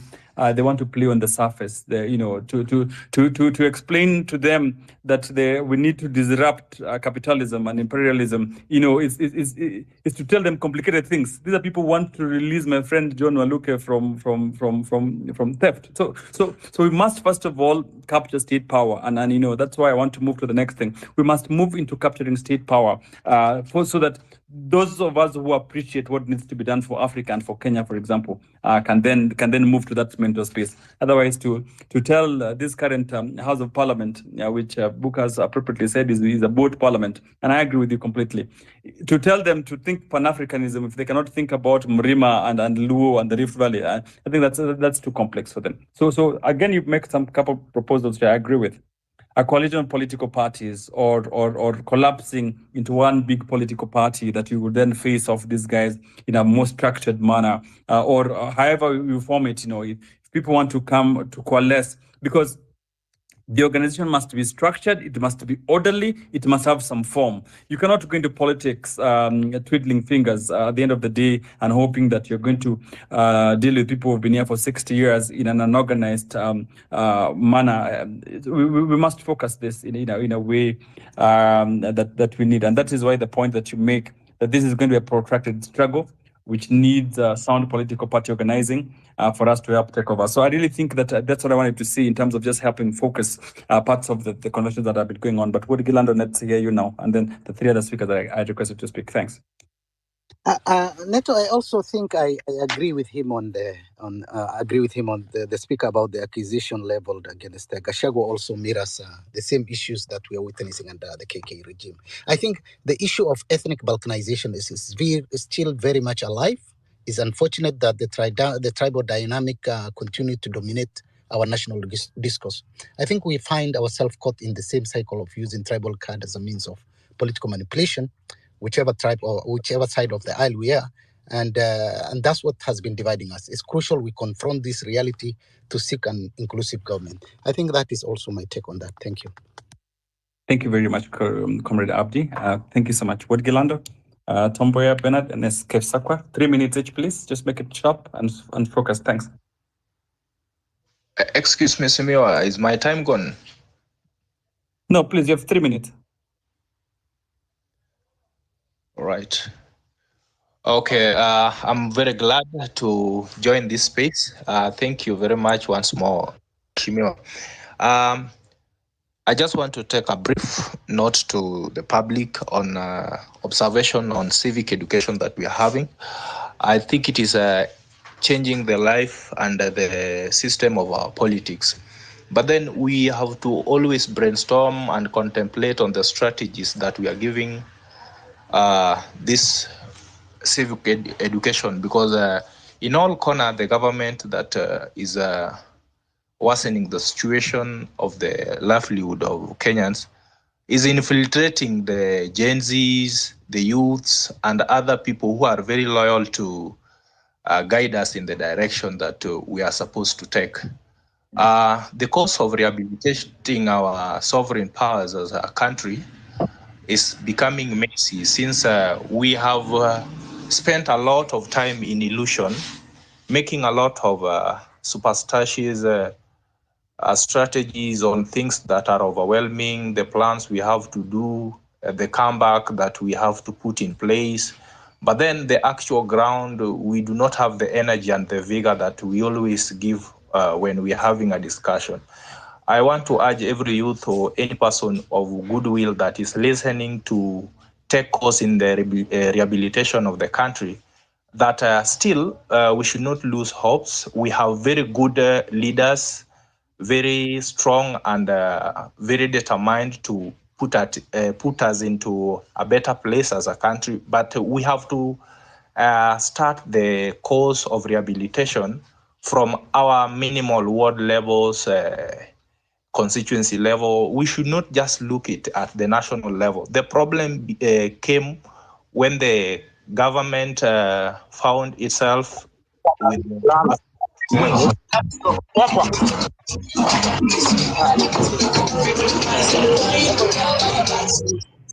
disruption, right?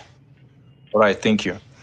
So I'm trying to put it in a way that we have to go back to our constituencies and see the people that we install to represent us at the national level, those that can make a rational decision, those who are independent, high integrity, honest, and determined to work for the public. We do not want to bring people who are not with the business, with the general public, and do not make rational decisions. You have always found that the 70%, as per my assumption, of the judiciary system has found itself as an affiliate of the government. So it is very difficult for the common mwananchi to be given justice. So that is where the messy of corruption and bad leadership came. And it is growing, and we are going to be defeated as we stay in illusion. So let's strategize and learn from the constituency and ward level. That is what is going to take us to a better paradise. Thank you. Thank you very much, Wilkilando, for your message. And there is still hope. Did we lose Tomboya? If Tomboya is not there, Bernard Mzalendo. Bernard? Can you hear me, Bernard? SK Fomba. Fomba, can you hear me? Bernard, can you hear me? Abdi, can you hear me? Yes, I can hear you. Okay, Mange, do you know the mic? Because Mange, can you speak? Yes, you can hear me? Yes, Mange, please go ahead. Yes, I think mine is an observation, and I want to say thank you for this opportunity and this platform. I want to be very brief. Mine is an observation and a question that I have that has really been disturbing me in regards to, I have seen some parts of this country, and I am not being tribal, I am making an observation. Since the broad-based government was formed, we had the unity of purpose. We were all united against finance bill. We were all united on #Ruto must go and the presidency. And we lost it when the former prime minister presented himself as the solution.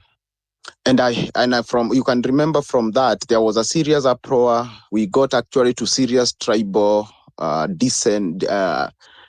dissension for people on social media. And I have seen that continue. And in my own opinion, I hold it now that actually, because there are some people who feel like we who voted for this government and are now tired, those ones who never voted for this government but are there inside feel they are superior and feel like it is time for those who voted for this government to be punished. Now my question goes, are we, all of us, are the people in Luo Nyanza ready for change in this country? Are they ready to depart from the tyranny of Mtuetu?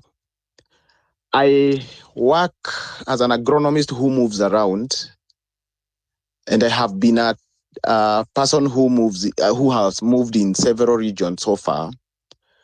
And because I'm also a ground mobilizer and I've been doing a lot of civic education on agricultural related bills, since that is my area, I have noted that there is a lot of departure from many people in Eastern, in Central. There is a lot of departure from this government, and it is real. But now I am worried about our brothers in Coast, about our brothers in Western, about our brothers in Luo Nyanza. I would need somebody to tell me whether they are on this boat, because they seem like they are celebrating the agony this country is going. There is a lot of heroism and it seems like they are okay when they were able to get some of those cabinet secretary positions and all that. And I wonder whether before we got to unity of purpose of one agenda that we are pushing, are we united for that cause? Or we are fighting a losing battle with a section of people in the country?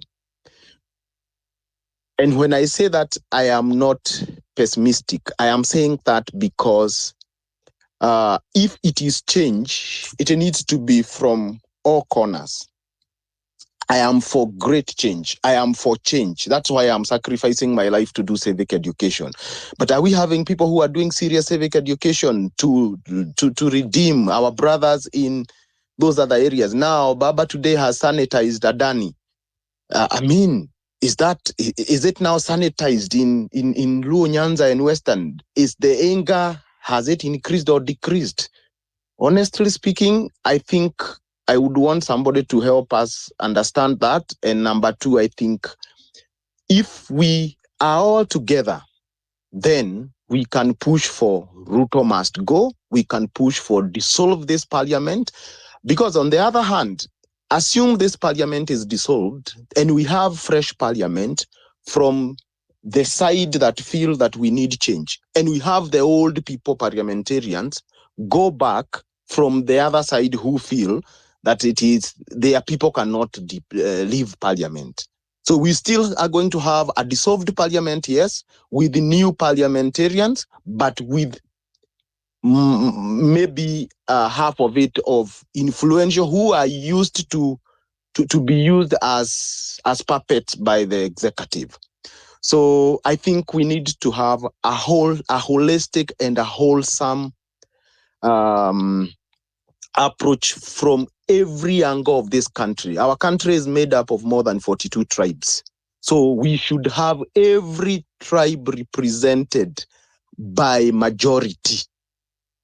That it's only then we can have the change that we want. I think I want to land at that. Thank you. Thank you very much, Mange. Lady Justice, do you want to give him a response? He has asked a direct question before we can pick on Tomboya and Bernard to speak. Lady Justice, do you want to respond? Could I answer him, Neto? Definitely. No, let's hear Lady Justice first. Oh, thank you for that question. I believe that majority of the people who are in the movement right now perhaps have not understood the struggle that majority of the community, various community members in Kenya have been participating in for years, long before other communities joined in. And per your question, I could even rebuttal and say, look, in 2013, the struggle was the same when you were saying, look, these two people who have been presented, who have a case at the ICC, are not worthy of leading this country. But as the Luos at the Western region were crying and saying, how can we put people who are, convicted of murder, who are being accused of murder as our leaders? The other parts of the country, you didn't seem to care. And I hope that people actually realize that what is happening right now, you perhaps have a group of people who have fought for this country to the point where they're like, why does it even matter? Even if we don't even go past 2013, when we I can't hear. Uhuru, oh, sorry. When we can hear you, Lady Justice. We can hear you. Okay, when we're bringing Uhuru and Ruto into power in 2013, and people were crying from across all other parts of the country, and two communities were celebrating. And even if we don't go past that, let's go back to 2020, just here, 2022 recently, where even Mr. Uhuru Kenyatta is saying, do not make a mistake of making this man your president. But the kind of insults, as a Luo, sometimes I don't want to sit in these spaces because most people do not understand the community that we are and the things that we have had to undergo. It's tremendously depressing, discouraging, heart-wrenching. And I remember in 2022, August, the entire community went down, were literally dead. And insults were being, thrown from every part of the internet. And you have the audacity to come here to ask if we actually want change? We've been calling for this change since the 90s. Nobody ever heard us. Raila is not in with Ruto because he wants to be with Ruto. Open your eyes, people. You want Gachagua to be in power? When you are going to take out Ruto, you are going to be left with Gachagua. Do you think that is a man who can lead? Do you think we are in this because we like Ruto for some? No. Ruto and us have never worked on anything.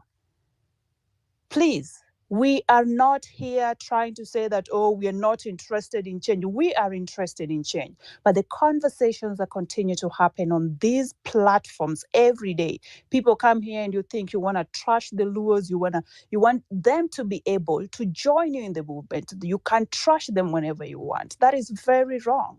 The Luos are a big part of any change that you want in this country. And not unless you realize that, nothing you're trying to do is going to succeed. I yield my mic. Thank you very much, Lady Justice. I needed you to go first. Booker, do you want to speak? Then I'll invite Tony Gachoka to speak because he has Yes, been yes, yes. I want to speak. Yes, thank you, comrade. And first of all, just for the record, I'm a Luo. Yeah, so it's important for the record.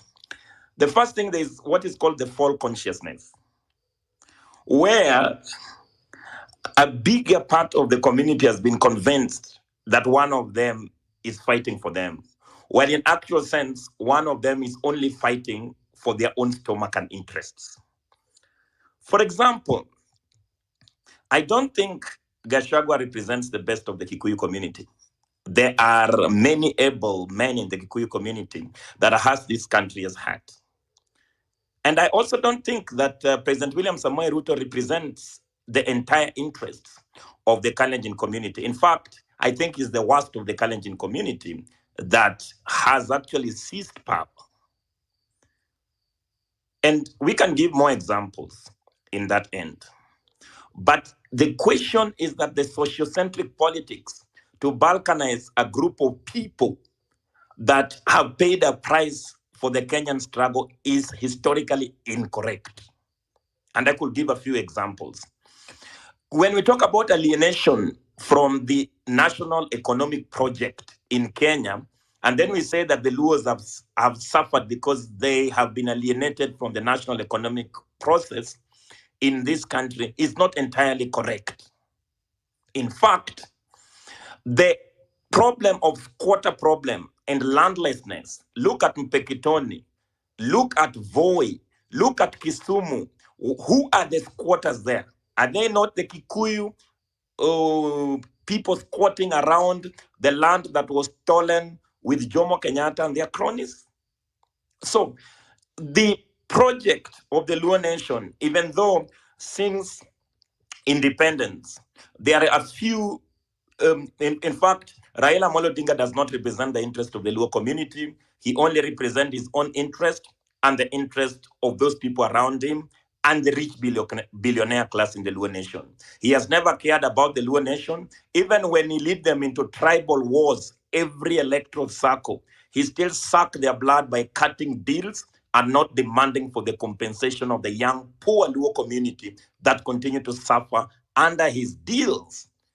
Now, we are being told that he's in government by conditions because Gachagua, the deputy, was going to take on the reins of power. The Gen Z revolution, the Gen Z uprising was very clear. We do not want President William Samoei Ruto, his deputy Gachagua, and the entire Kenya Kwanza government to go down.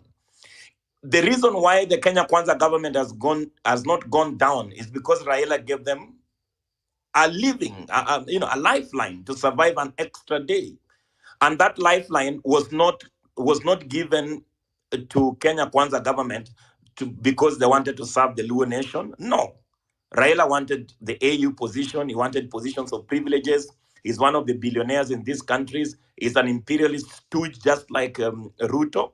So the whole thing is that if racism is a crime against humanity, tribalism is a crime against humanity that we all must fight and defeat. So just to crown it all, the people even look at Nairobi. If you go to Madari, you go to Kibera, and the extremely poor neighborhoods, You find Kikuyus, you find Luos. This, you find even Turkanas. There is no people who have been alienated from this Kenya National Project that the people who live in abject poverty in Nairobi here. They have no access to land. They have no access to clean drinking water. No, they have no access to bury their people in dignity. They have no access to medicine. So all this tribal connotation around mobilization and trying to say that one community has paid a bigger price in the Kenyan historical struggle. We know that Jaramogi Oginga Odinga was a nice man. He didn't tolerate tribalism. He actually sacrifice his own personal interest to make sure that we had a stable Kenya post-independence. What Raila Amolo Odinga is doing is basically running Jaramogi Oginga Odinga's legacy on mud. Is on mud. He's not doing what the Kenyan people will like him to do. So let's not sugarcoat anything. Tribalism must be fought through hook and be defeated, so that we have a mobilization based on the oppressed people, on the working class and the peasants, on the poor majority across all tribes, to defeat these criminal gangs, both in opposition and in government that pretend. Sorry, comrade, for my strong language. Thank you very much, Comrade Buka. I wanted the two of you to have the discussion and respond to Mwangi. Comrade Tony Gachoka, Karibu Space. I hope you're having a good Sunday. Please, let's hear you. Karibu. How are you? Thanks, I want to greet all and everyone. This and all of you, including Hillary, Kijana Alianza Zamani. Look, guys, what I have to say is true. It's very hard to understand because I love Raila the way you do. So it's very hard to understand. So I can't stand by saying Raila is wrong, and I can't stand by saying we condemn him. My name is Tony Gachoka. I met Raila in 1994. And I think 92, roughly. And we look, me and Raila, through that journey, the way you look at it now. I was 30 years younger. Raila is 84 years old and he's making mistakes.